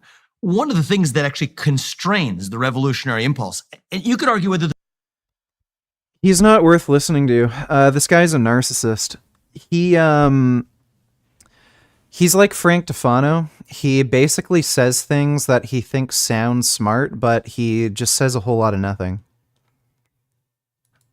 Yeah, this is a pointless fucking interview. Like, why the fuck would Jordan Peterson bring that fucking moron on? Presidential candidate gaining popularity today is believed to have tricked people out of billions of dollars to line the pockets of himself, his brother, his mother, all while robbing investors. So, in this video, I'm going to provide you the exact steps on how to replicate this potential scam. Now, I want to be clear. I'm not personally coming to the conclusion that this is a scam. These are just the opinions of the information that I've found and put together in this video. So it's important that everybody come to their own conclusion. So as I always like to say, don't sue me, bro. And hypothetically, if you wanted to become a billionaire fast and quickly, here's a fantastic way to do so. Step number 1, identify the easiest way to get rich. You might think the easiest way to get rich is winning the lottery, becoming an internet sensation or a musician, becoming the next Taylor Swift, or being an actor. Yet all of these are actually very rare ways to get rich. You need something that attracts a little less attention and is a little bit more guaranteed. How about Wall Street?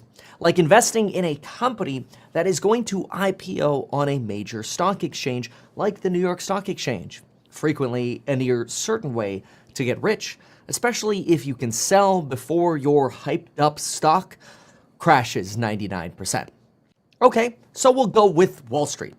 Step 2, identify a product with limitless potential revenue. I actually think the potential opportunity here is really tremendous for delivering value to patients. There's over 5 million patients who suffer from Alzheimer's disease in this country alone. And if you think about it, we own global rights to a drug that has already demonstrated in a large phase 2b study efficacy on the 2 parameters that the FDA has historically required for new Alzheimer's disease drugs. And actually, we believe we're only one additional phase 3 study away from the approval of this drug. In other words, forever potential revenue and infinite hope, curing something that is good for humanity, like Alzheimer's.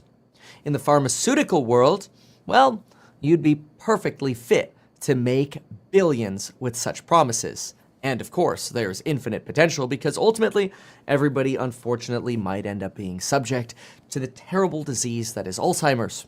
So why not support a company for the good of humanity with limitless potential to make money? And also, an industry in which most people have zero clue about drug lingo anyway. The thing with RVT-101 is it's actually a neurotransmitter targeted therapy that actually in part works through the release of acetylcholine. So that way, you could disclose your fraud in plain sight, and investors wouldn't understand it. But you'd be legally protected. So far, so good. Easy way to get rich, easy way to sell it, easy way to protect yourself. But just to make sure, let's go to step 3 and add a little bit more protection here, and let's incorporate the company in Bermuda, which is also a tax haven so that when you get rich, you pay as little money as possible in taxes.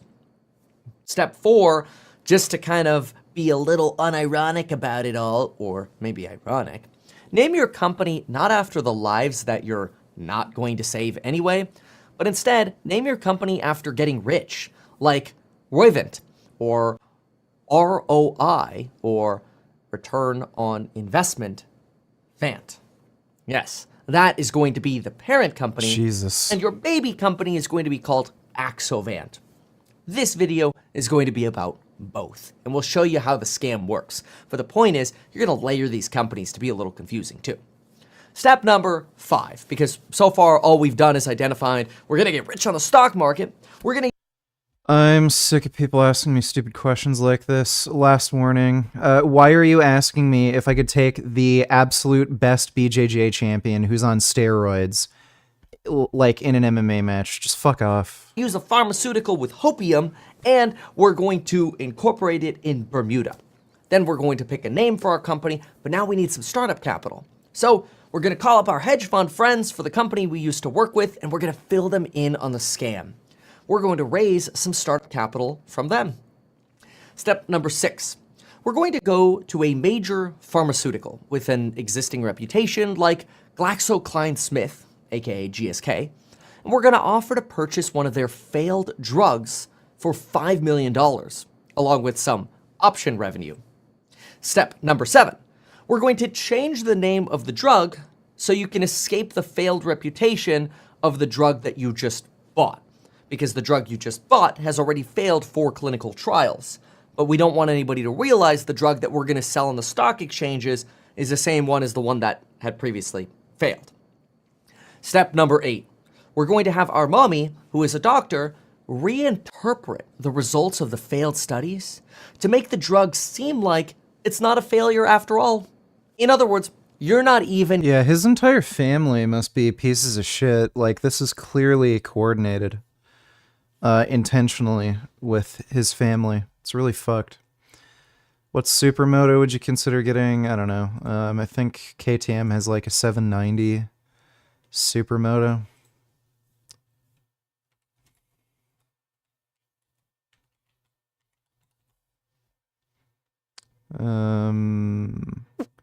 Apparently, yeah, 790 SMC. I don't know if this is out yet, but yeah, I'd want something with a big displacement. Hey VG, why don't you and Hench Herbivore get along? And other vegans on social media, do you support or not hate rather? Because Hench Herbivore is a two-faced lying jackass. After I had a debate with Vegan Foot Soldier, he fucking claimed I'm not vegan because I support culling carnivorous animals, and then when I challenged him to a debate, he just banned me from his fucking channel. He also spread lies about Dr. Avi and me, claiming that we were harassing him and bullying him in private messages when all we did was Avi asked to Avi asked to have a discussion with him on whether or not oils are healthy, and I just told him that, hey, Avi messaged you about having a discussion about oils. So he's just a two-faced lying jackass fucking weirdo. Other vegans on social media you support, yeah, Tash, Vegan Booty,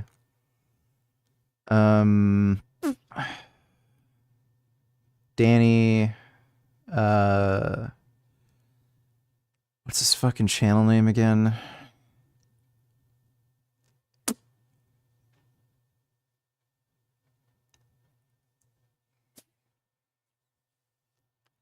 Dr. Avi, ask yourself, think about this. But, oh yeah, Aspie. But yeah, most of the activists that I've dealt with, like, a lot of them aren't vegan. Like Simnet Nutrition, Ryan from Happy Healthy Vegan, they're not vegan. Or they're like, again, two-faced lying fucking jackasses. Yeah, Lifting Vegan Logic, Danny's channel. I like his channel. Thanks for the donation, dude. Just curious, what's your stance on paying for first dates? Do you think it should be the man or should it be split 50-50? If both of you make roughly the same amount of money and you both have an interest in dating, like, yeah, you should both pay for your date. Like,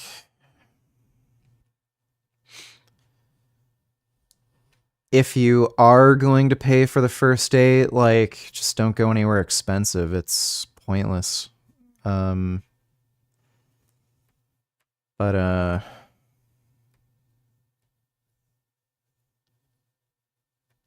yeah, if you both have roughly the same income, you should just pay for whatever you get. Thanks for the donation, Kid Boo. And going to put on the doctor's jacket and pretend to conduct a new study.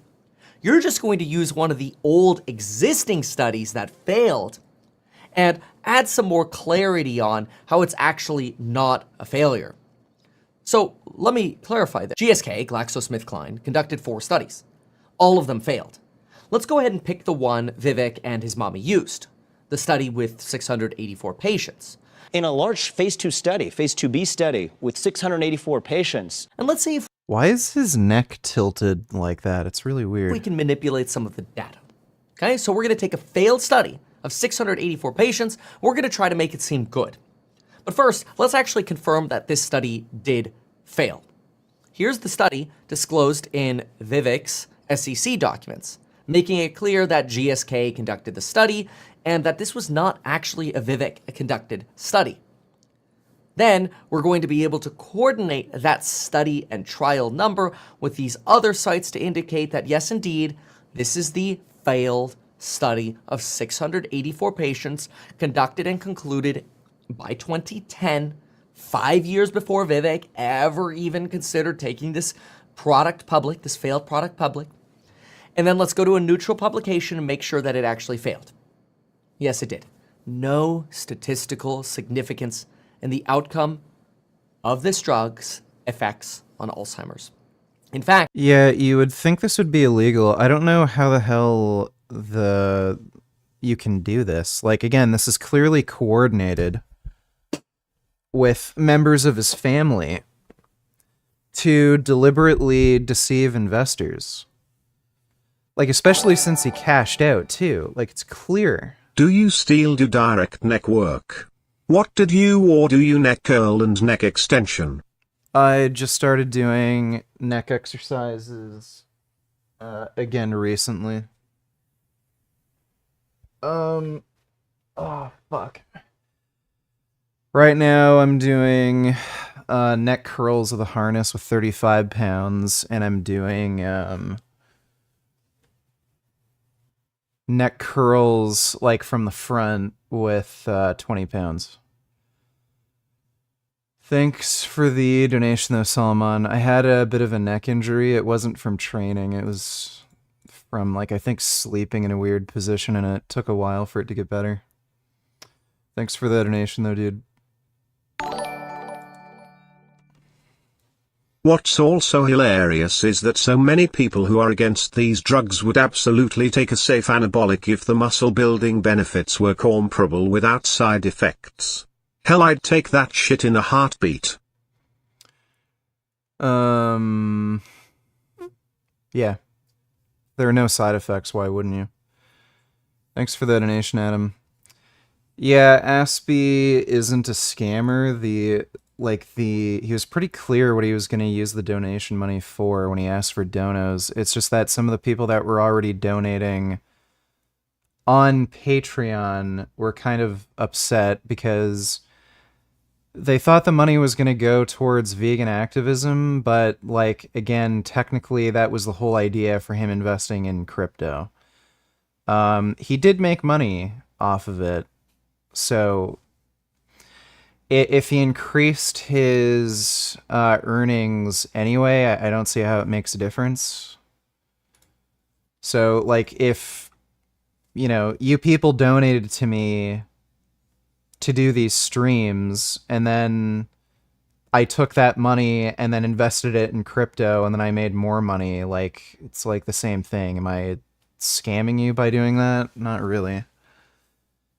I just need to go take a pee-pee. I'll be right back.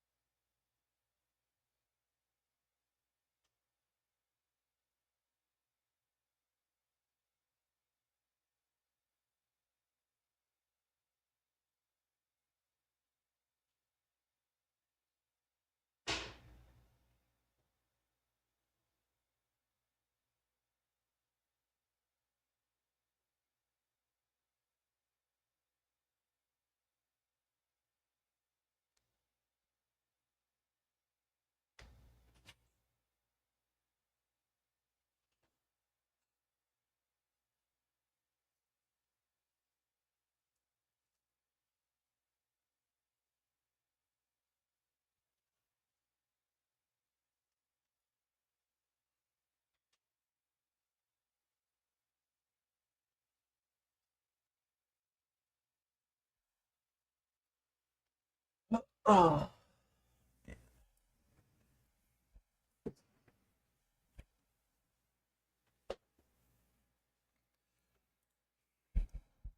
The drug wasn't even tested on its own.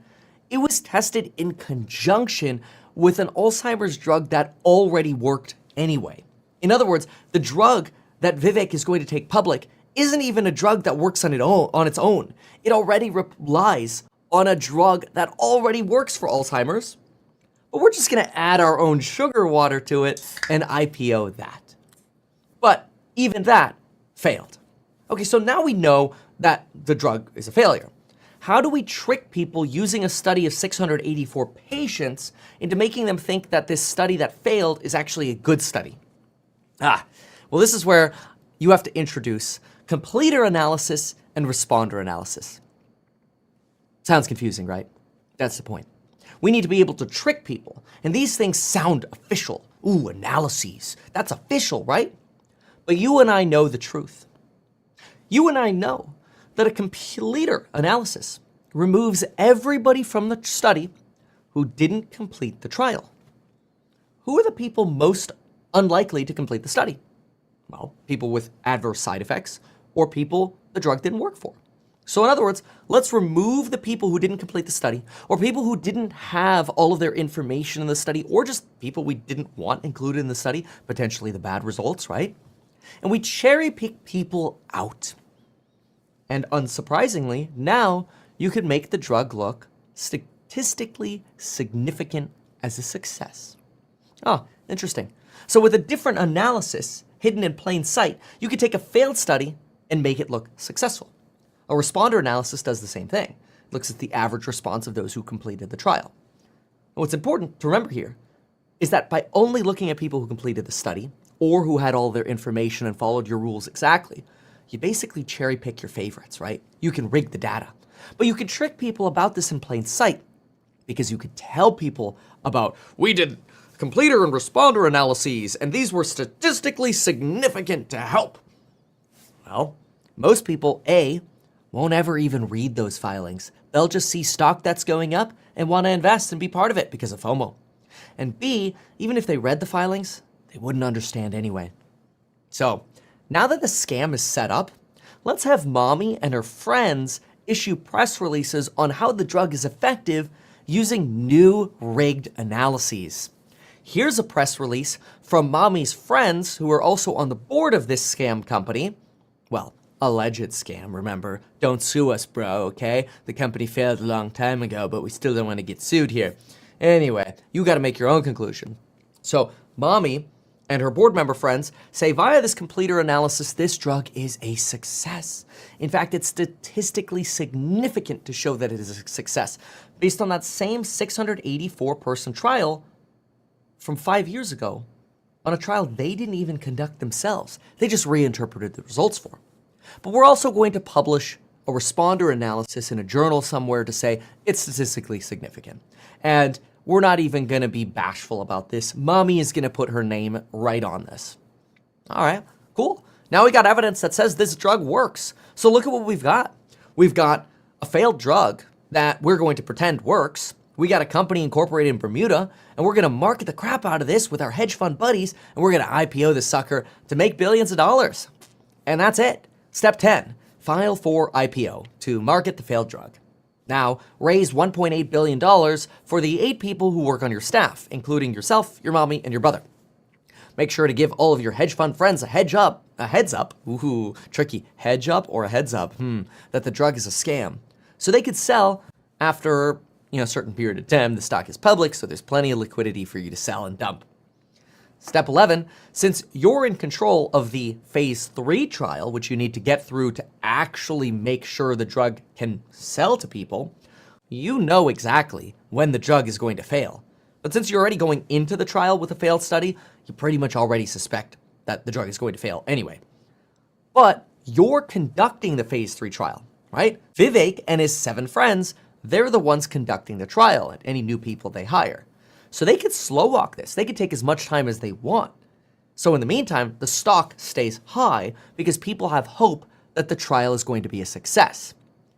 After you make all your money, though, And after waiting a couple years to do your trial, you could release your failed phase 3 study result, apologize that the drug failed, and watch the stock lose 99% in a day. But by then, you've already long made your profit.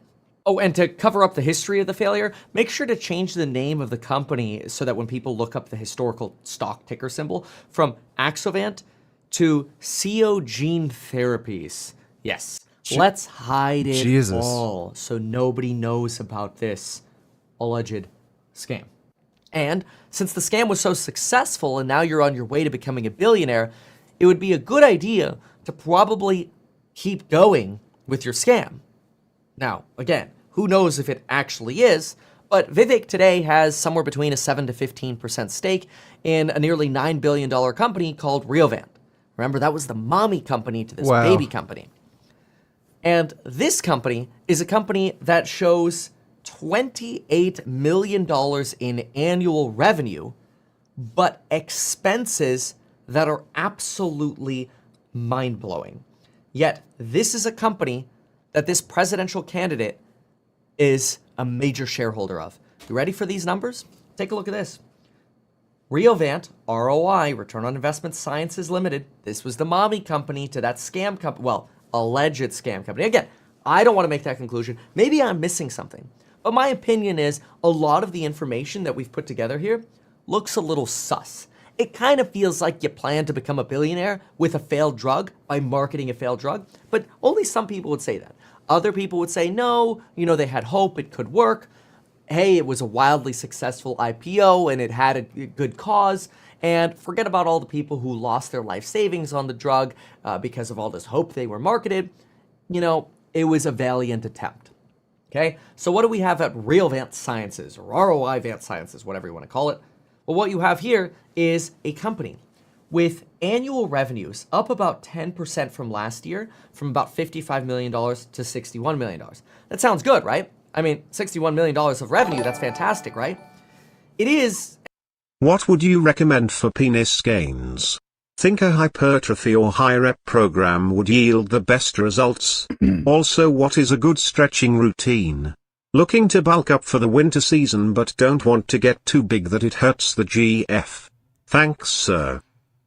The two best ways to increase penis size is to lose weight. Weight loss will, at the very least, increase penile length significantly. So if you're for every roughly 30 pounds you're overweight, you'll lose about an inch to the length of your penis. So if you could lose 30 pounds, you could potentially add an inch onto your penis length. Usually people also experience better blood flow and stuff too. So girth can increase, and taking what is it? Either Cialis or Viagra. Cialis is probably preferred because it acts the entire day, whereas Viagra only lasts for an hour or two. You have to take it right before sex. That also gives you bigger, harder erections. So hope that helps, Carter. Appreciate the donation, dude. Except when you're spending $525 million on research and development. So you're spending nearly $10 on research and development for every dollar you bring in. But it's not just that. You're also spending nearly $10 on selling general and administrative, which is probably mostly stock-based comp for board members to write articles about how great all of these drugs are. Even though you're not bringing in any revenue, you're marketing the crap out of your drugs that mostly suck.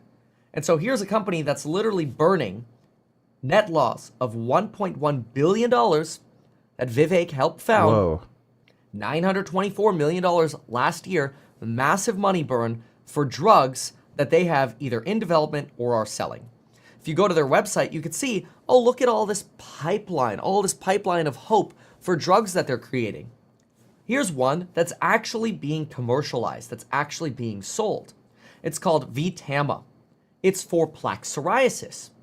Now, if this VTAMA was so successful, or going to be so successful, then you might be surprised to find that Realvant or Roivant or whatever you want to call it actually sold off 75% of their ownership in VTAMA to another company. In other words, the one commercialized drug they have, they already promised to give away 75% of the revenue for. Yep, that is how to make a lot of money trying to sell drugs that might never actually be wildly profitable.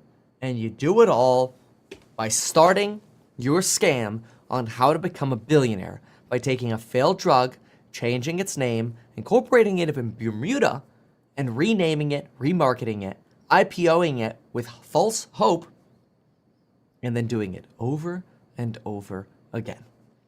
Now, I'd like to be clear. While I'm a licensed financial advisor and I provide a lot of insight into how to actually build your wealth without being a scam, whether it's investing in real estate, going from zero to millionaire, investing in stocks, or building... Oh, that's interesting. Apparently Vivek responded to this guy. Holy smokes. Vivek Ramswani's team just responded to allegations that I made against him that he orchestrated a pump and dump scheme and robbed billions of dollars from people. And their response is completely shocking. Now, I want to be very clear. I plan to make videos on other candidates as well. I started with Vivek because he did a Spaces with Elon Musk, which I covered. He said he was a biotech entrepreneur, which I researched. And when I started looking into some of the history, I was blown away, and not in a good way. So yesterday, I made a video where I discussed my findings. I discussed what I believe could be a fraudulent history for Vivek. Now look, it's very common in the pharmaceutical world to make wild claims for drugs that end up failing. But I believe what Vivek did took fraud to a whole new level. Now I want to be very clear. People make mistakes. I make mistakes all the time. But I think the difference between making a mistake and a character flaw is A, are you knowingly doing something wrong and not caring? Or did you just make a mistake and you shouldn't do that and then you don't do it again? Those are differences, right? Or did you unknowingly do something that ended up being a mistake? Either way, you should try to distance yourself from bad things. But if you knowingly did something...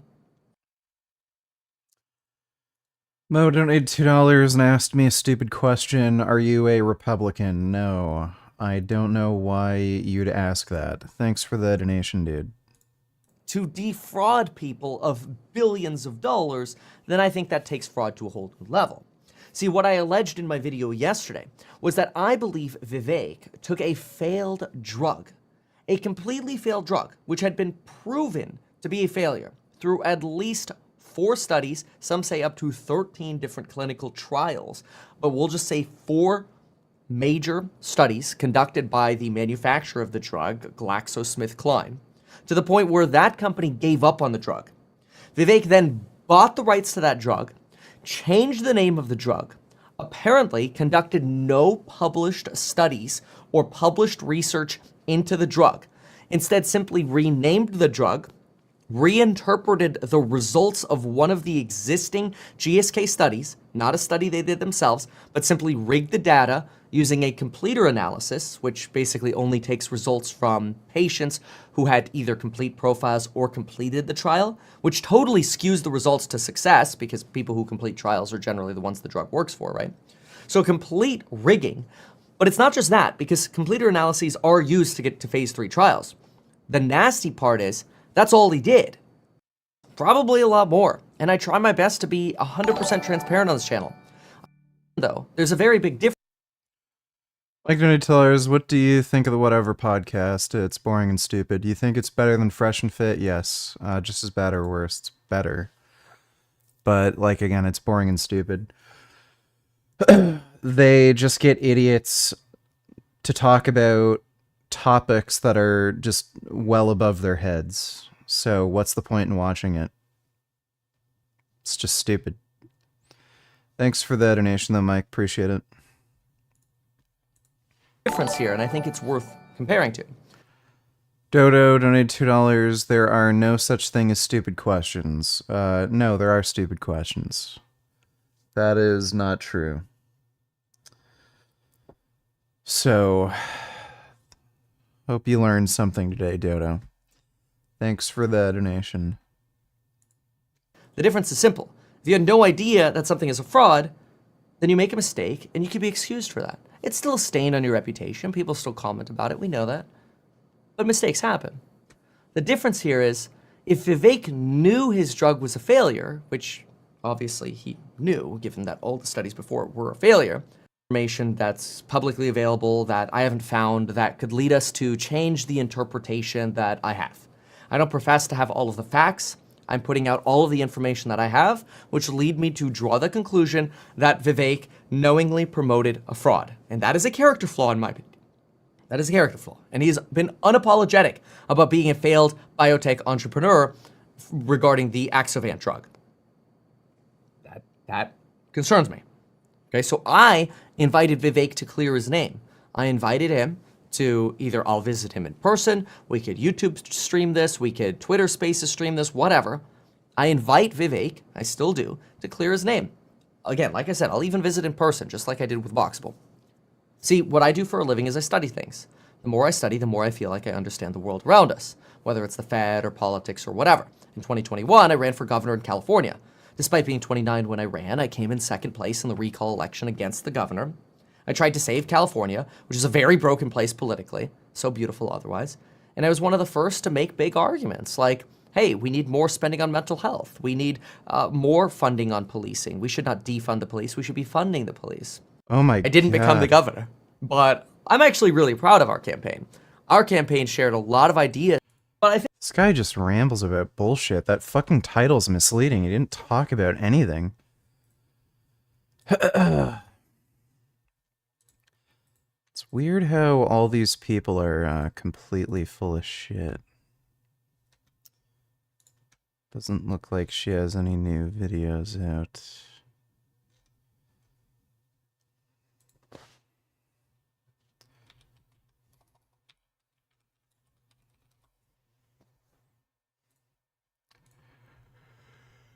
No new workout vids.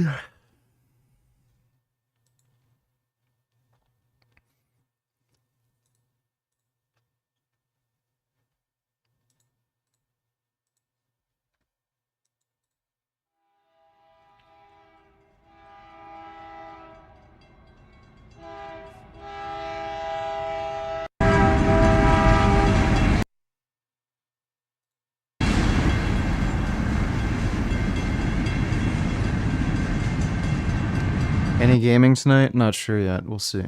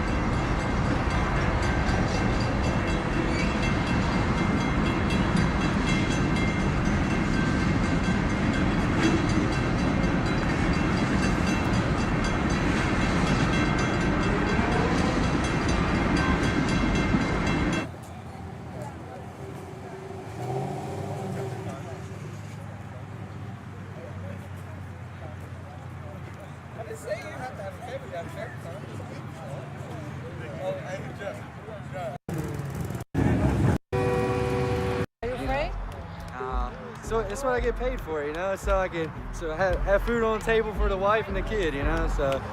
How old is your kid? About 3 weeks, so yeah. Got something to look forward to on my dad now, and I'll be able to pass my truck down as well, so. So you're leaving your kid and your wife? Have to, do what he calls. Yeah, but it's all right. 3174, an area of the area to locate this location. Thank you, sir. Last known location and time. A machine gun or something out in the courtyard. And when we found him, He was obviously taking a lot of medication, and he had a little bit of alcohol. He wasn't really drunk, kind of dazed, a little, at first didn't even realize why we were there. This guy had come back from being in Iraq. He had an assault rifle. And he said that he just needed to hear, he was stressed, and in order to relax, he just needed to hear the sound of gunfire. Weird. What's that guy standing right like he got a gun or something right here at the okay, he's running across the street. Okay. You see him? No, I didn't, but I will. All right.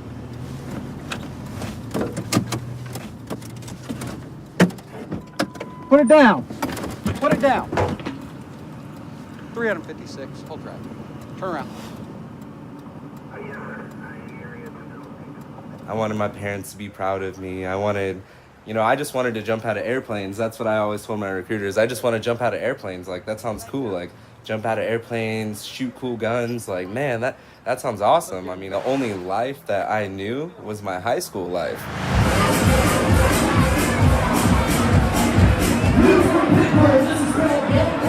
They tell you how to dress. They tell you everything that you need to do. You just listen and go from there. My first tour was a lot of kicking down doors, going house to house. It's fun. Kick down a door and everyone's scared, and I don't know, it's exciting. Definitely fun. Yeah, I don't have a problem with it. I just kind of just go back into the swing of things. But I think alcohol helps. I just drink a lot now. But if someone says something to me, like a bar or something, I may get in more fights than I used to, but that's about it.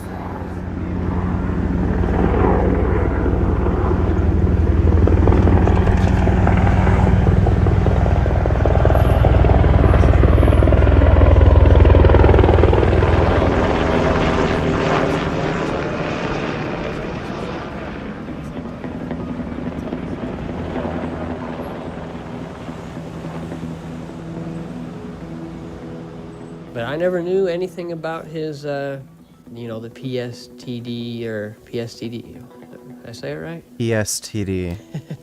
So I never knew he had all those problems or nothing. And some people come back from 4 or 5 deployments, they're just fine, unless they're hiding it really good like him, and then all of a sudden it just, everything comes out.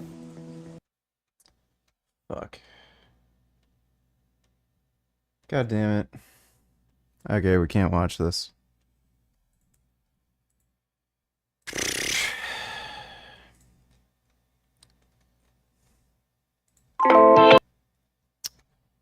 I'm just gonna wait a second and see if the stream gets shut down. It's giving me a copyright warning.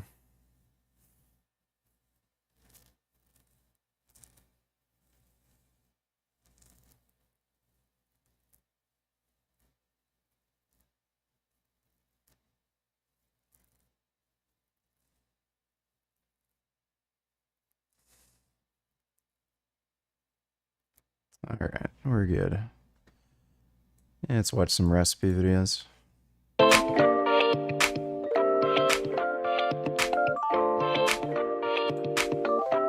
Okay, so we have spent the last couple weeks taking foods that are very popular and making the vegan version of it. Now with Halloween around the corner, I wanted to keep this going, but kind of have like a spooky candy twist to it, especially since Halloween's probably not happening this year. Or you're spending it at home. Maybe your parents, or you are the parents, are going to just like take the Easter concept and use it for Halloween candy around the house. It's like trick-or-treating, but it's like a candy scavenger hunt. I don't know. Today, I'm gonna show you how to take one of, I would say, the world, dare I say, favorite chocolates, but veganized. Today, I'm gonna show you how to make a Reese's peanut butter cup at home. Hey guys, I'm Candice the Edgy Veg, and if you're new here, hello, bonjour. I make new videos, delicious vegan recipes, every single week, you can subscribe there so you don't miss out on delicious recipes. If you like these videos where I take a favorite food that maybe you loved before you went vegan and turn it into the vegan version, give this video a big thumbs up and let me know if you have any requests in the comment section down below. So, like I said, we are going to take the famous Reese's Peanut Butter Cup. This was my favorite chocolate growing up. I pretty much traded my sisters when it came down to like sorting Halloween candy when we got home.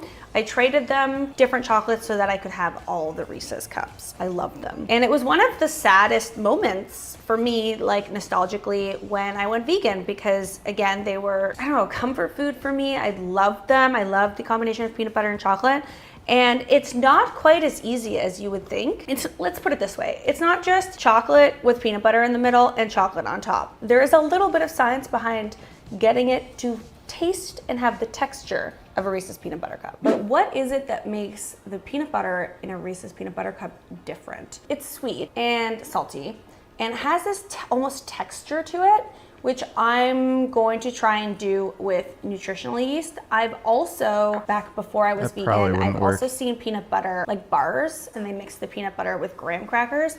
It is a little bit tougher to find graham crackers without honey in it, so I figured I'd give you a different option. If you can find graham crackers without honey, yeah, there's vegan Reese's now, but only like one store sells them. Powdered sugar, and they're in the texture. States. Some nutritional yeast, because again, it gives it that texture, and I can get a little bit of a vegan Kit nutty Kats now. flavor, which is a different nutty flavor than the peanut butter. And then here I have unsweetened but salted roasted peanut butter. So I'm not using the like super raw natural stuff. This is roasted, it's salted, but it's not sweetened because we're adding powdered sugar. So the first thing I'm going to do is take some chocolate.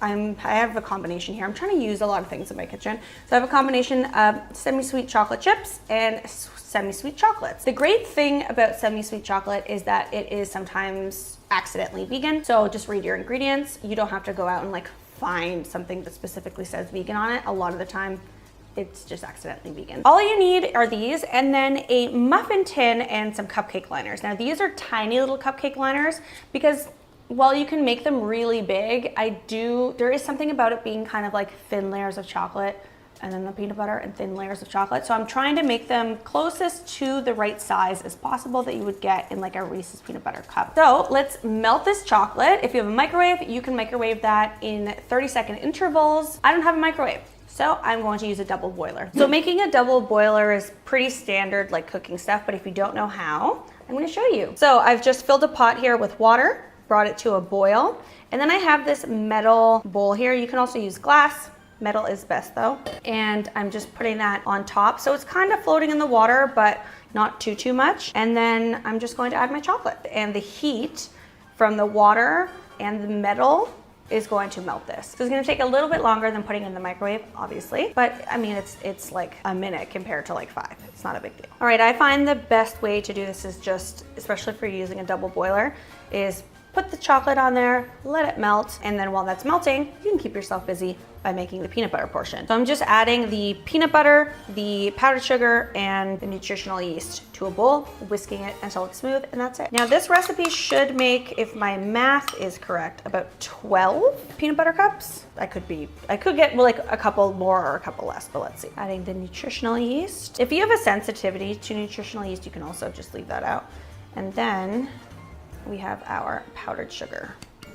And if you like it super sweet, I'm erring on the side of, this is powdered sugar, and preferably I don't want a sugar coma and I plan on having more than one. But if you want it to be sweeter, just add more of the powdered sugar. All right, and then just mix that together. You can use a spoon and just do that until it's smooth. What you're gonna end up with is kind of like a dough. And if your powdered sugar is super lumpy, mine's lumpy, but it's not too bad. It's not hard. I can just easily smash it down and it's soft. If it's lumpy, just use a sieve. Okay, so we're just gonna take 1 to 2 tablespoons of the chocolate and put it in the bottom there. Coat the bottom completely. And then after we have all the chocolate in each little cup, I'm gonna throw it into the fridge just for like 5 minutes to harden. With these ones, it's about 2 teaspoons, but depending on how big your muffin or cupcake liners are, it'll kind of depend on you. You realize the Democrat Party is the reason why the US is so shitty right now. They perpetuate racism, they want to keep you poor on welfare, they want Americans fighting each other. Look at California, New York, Portland, Seattle, Memphis. All shitholes. Yeah, it's Funny you say that when that's not true. Thanks for the donation, though, niggas for Trump. I'm sorry you're too retarded. Okay, so these have been in the fridge for about 5 minutes. They're still soft, but a little bit, like if you touch them, they're not going to like push down or indent or anything, but they are still soft. Like I wouldn't eat this now. It's the perfect consistency for adding our peanut butter. So depending on how much peanut butter you like, going to depend whether you use a tablespoon or a teaspoon. So mine are a bit smaller, so I'm going to use a teaspoon. Because we have almost like a dough here, all I'm doing is just going in there with my teaspoon and then with my fingers, wash your hands, just taking it out and almost like forming it into a little ball. Shove it in the middle. Keep it in the middle because you want to make sure that the peanut butter doesn't poke out the side. Fun fact, when I was younger, I lived a town over from the Hershey factory in Smith Falls. So we would go there on like field trips, or if my mom didn't know what to do with us for a weekend, she would be like, oh, let's go like to the Hershey factory and see how chocolate's made. But they had this great thing where you could go to the store and you could buy the chocolate that was like deformed, like it wasn't perfect to sell to the consumer. So you could get like Reese's peanut butter cups that were like the peanut butter's like showing through because they can't sell that because it's not perfect, and all their different types of chocolate. And so that was always a fun thing that we did as a kid. That's the type of stuff. This.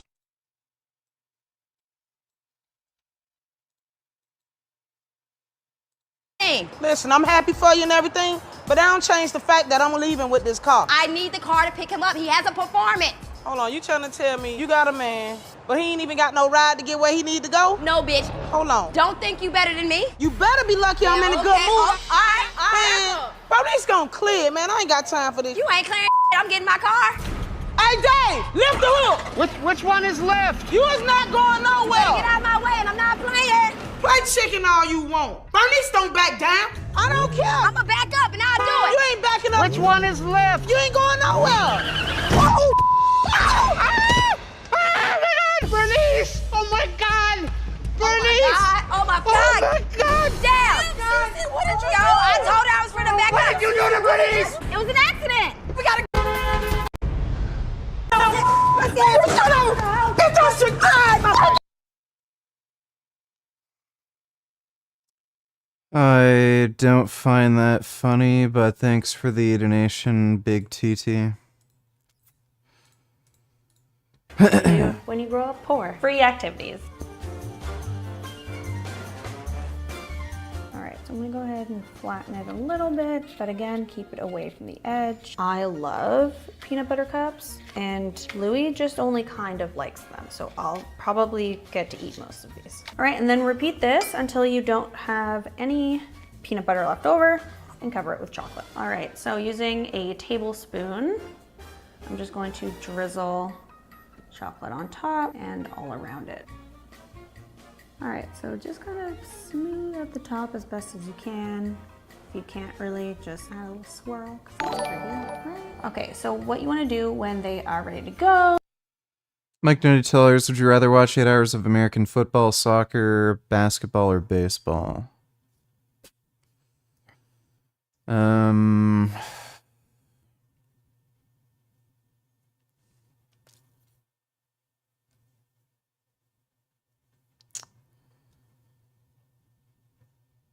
Probably basketball.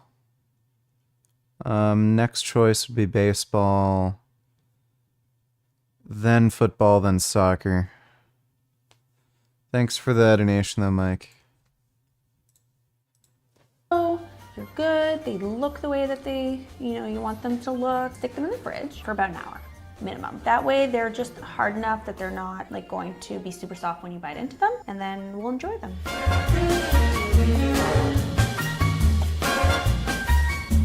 All right guys, there you have it. Homemade Reese's peanut butter cup. We'll call them Candace peanut butter cups.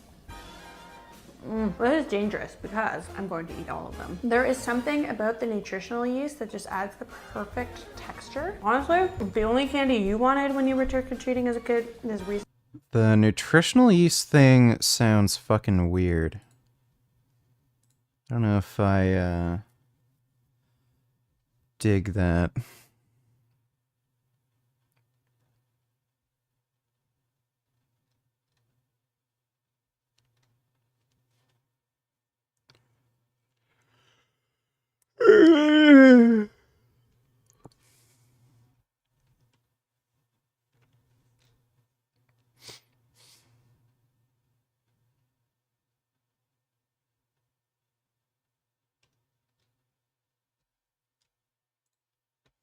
So it's been a while. Hi. As you can probably tell, I've moved. I thought we would do a little life update video and just take you on a day of filming in my new space.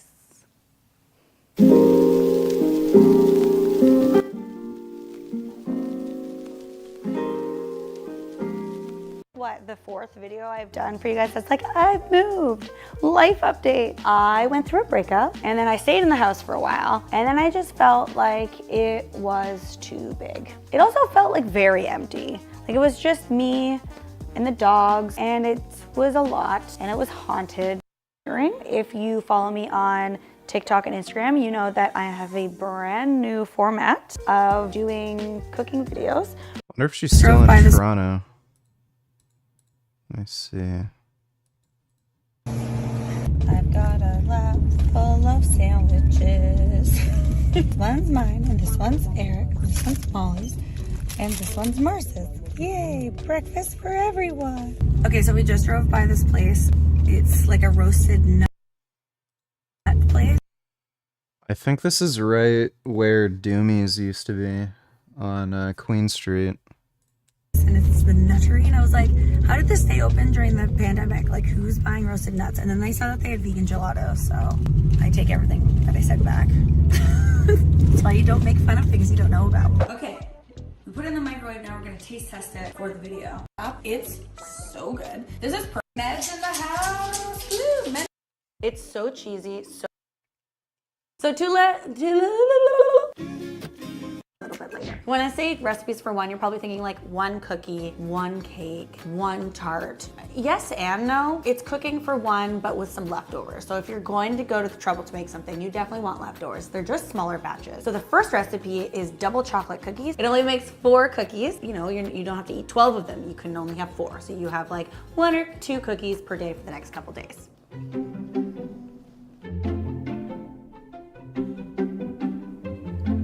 Starting with our dry ingredients, we have some flour, cocoa powder, and baking powder, and give that a whisk. In another bowl, add some white sugar and some brown sugar, and some vegan butter, and then cream that together. Oh, not like that. That didn't work out at all like I wanted it to. I need a larger bowl.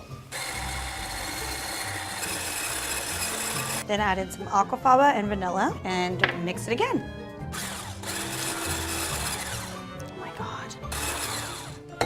Please hold. Much better. And then add the dry to the wet, a little bit at a time.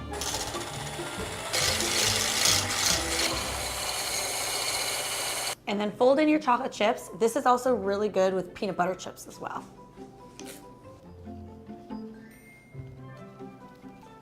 You can use like a tablespoon or a cookie scoop. You want to put about 2 tablespoons of batter onto a lined cookie dish. Then you just want to throw it in the oven and bake it at 350 for about like 8 to 10 minutes. You want it to be like set on the outside, but soft and a little bit undercooked on the inside. 4 cookies.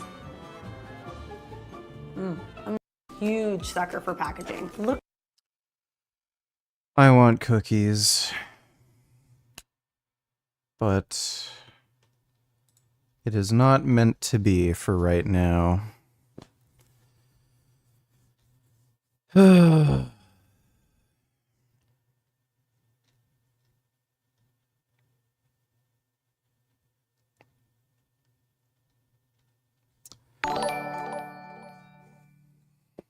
Question, is it fucked up that I'm vegan in my personal life but I bartend at an establishment that's not vegan? I think I know the answer to this question, but go ahead and give it to me. Yeah, so whether you work there or not, that business would still be doing what they're doing, so it really doesn't make a difference. Just about every business is not going to be vegan, so, you know, it's probably better off that there are more vegans working at these places, because then you actually have a potential to influence change where they could at least maybe have vegan options, perhaps. But, yeah, there's not an issue with working at like a non-vegan business. Thanks for the donation though, Poopy Farts. Appreciate it.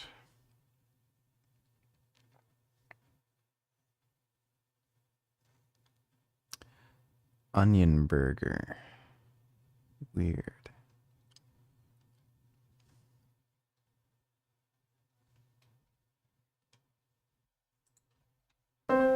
Today we are making the quickest and easiest vegan mac and cheese. I've done a few mac and cheese videos because it's probably my second favorite meal after burgers, and this might be my new standard way to make it. We'll be doing a classic stovetop mac and then one based off of cacao e pepe, but since we're using cashews, I'm calling it cashew e pepe. Both of these come together in about 15 minutes and are perfect for a quick weeknight meal. And for the classic blue box style, we need 8 ounces of pasta, 8 ounces of unsweetened plant milk, 8 ounces of vegan cheddar shreds, 2 tablespoons of vegan butter, and I'm also going to add in some black pepper, hot sauce, garlic salt, and onion powder, but season yours as you see fit.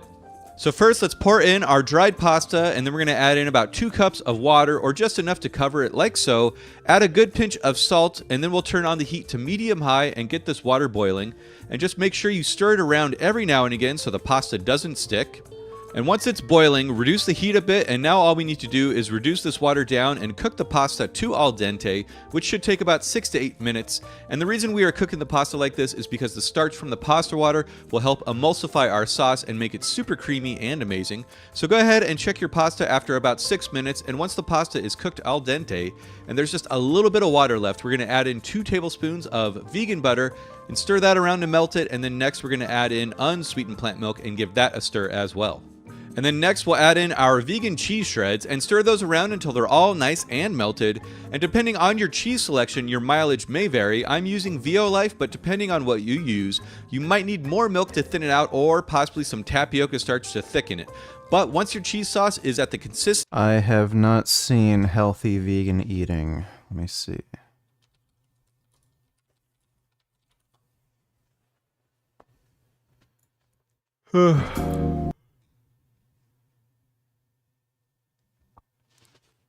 Vegan mushroom wings. That looks good.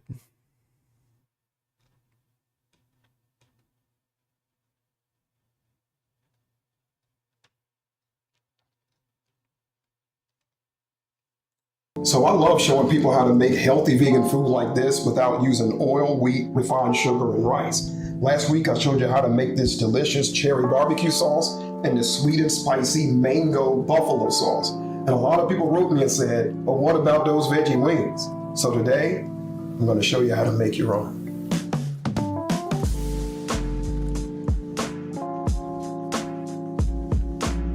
I'm going to break these mushrooms into the size veggie wings that I like to have.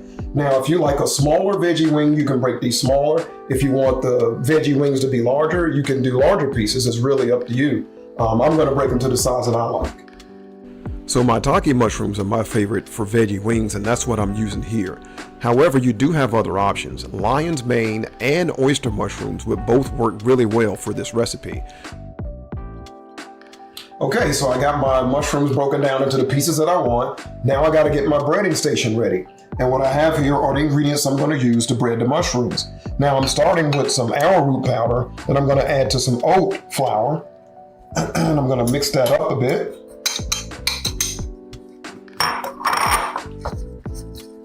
Okay, and now I'm going to set that aside, and now I have some plant milk. Now I use walnuts to make my plant milk, but you can use any organic plant milk that you want. And I'm going to take now and add some ground flax to my plant milk. And adding the ground flax, it gives this milk a more kind of a silky, sticky kind of texture to it so that it bonds better to the mushrooms and makes the batter stick and really be nice. So we're going to do that and mix that a bit. Okay, and then I'm going to get my breadcrumbs ready. Now I am using my homemade healthy vegan almond crumbs. I make this out of almonds. Now, if you want to see the recipe for these almond crumbs, you can tap right here and it'll be there for you. But you know, you could use another kind of crumb, and this is my preference for crumbs. Since I don't eat wheat, almond crumbs are something I like to make ahead of time, so I always have them on hand. Okay, so now for the fun part, right? Time to get my hands dirty. I'm going to take my mushrooms, and the way I'm going to do this is I'm going to dip the mushroom into the plant milk and then put it here and then back into plant milk, and then to my breadcrumbs and onto the tray. So we're going here, there, here, there, here, there, here. This is the part of the process that takes a little bit of time. And I gotta tell you, when I first started making veggie wings, I would struggle a bit getting the crumbs to coat the wings nice and evenly. Notice that I'm using the same hand to dip it from the flour to the plant milk and back to the flour, but when I put it in the almond crumbs, I use my clean hand. This way the almond crumbs don't stick to my hand and I don't. And ready for the oven. Now it's time to baste them. And buffalo sauce. Mango sauce. The thicker you put them. On purpose. And my cherry sauce. Here we go. If you're Those look pretty dope. Doesn't have too much content, but I'll take a look at his other recipes later. Yeah, it seems pretty dope. Looks like he might be uploading more. I'll sub. Consistency that you like, taste it for seasoning, and add in whatever you want. Like I said, I'm adding in some garlic salt, some black pepper, and some Frank's hot sauce, and that is basically it. Obviously, add more cheese and milk if you want it saucier, but for me, this was perfect. But yeah, honestly, I'm so stoked I saw this technique from J. Kenji Lopez Alt, and it is a game changer. I typically use sodium citrate for an emulsifier, but this works just as well, if not better, if you ask me. So go ahead and dig in like I am here, and this was so dang easy and delicious, and there is, of course, plenty of leftovers if you made this for just 1 or 2 people, so you can eat this for days. And when you reheat it, you might need to add a little more plant milk to get it back to its former glory, but as you can see here, this looks just as good as the day I made it, so it does keep for a few days in the fridge, no problemo. And now for the cashew e pepe version of this. At first I used a recipe from the New York Times, and while it was good, it wasn't quite saucy enough for me, so I ended up adding a bunch more cashews and milk to the mix. So we'll start off with 1 cup of raw, unsalted cashews and cover them in boiling water for about 10 minutes. And while that's happening, let's get our pasta boiling. We'll get 8 ounces of our dried pasta, and then it's basically the same thing as before. Cover the pasta in about 2 cups of water, add some salt, and then bring to a boil, and then lower the heat and cook the pasta to al dente and reduce the water. And then we'll blend our softened cashews with 2 cups of unsweetened plant milk. And this footage was from when I made it the first time, so ignore how little I'm pouring in. But then next we're going to add in our cashew cream and stir that around, and I know that this looks a little too saucy, but once it heats up, the starches in the cashews will thicken the sauce up quite a bit. And then next it's time to season it, so we'll get 1 tablespoon of mushroom seasoning, but you could also use miso paste, which is what the New York Times recipe calls for, and then 2 tablespoons of nooch, aka nutritional yeast, 1 to 2 tablespoons of olive oil, a 1/4 teaspoon of lactic acid, or you could just use lemon juice to taste, and then some black pepper, and don't worry, I definitely added more later. In fact, after tasting, I'll decide to add in a little more of everything. I'll do about 1 tablespoon more of nooch, olive oil, and mushroom seasoning, and then plenty more pepper to taste. It is, after all, cashew e pepe, so do as much pepe as you'd like. And yeah, I've never had cashew e pepe, but this was just super ridiculously delicious, super comforting, and savory and peppery, which is pretty much the best combo in my book. It's just like the ultimate easy comfort food, and I really do hope you all give it a try. You can also check out my Alfredo sauce, which is just as good and simple. If you do, let me know how it goes, and I'll see you all next time. Oh, that looks good. Is it even worth dieting?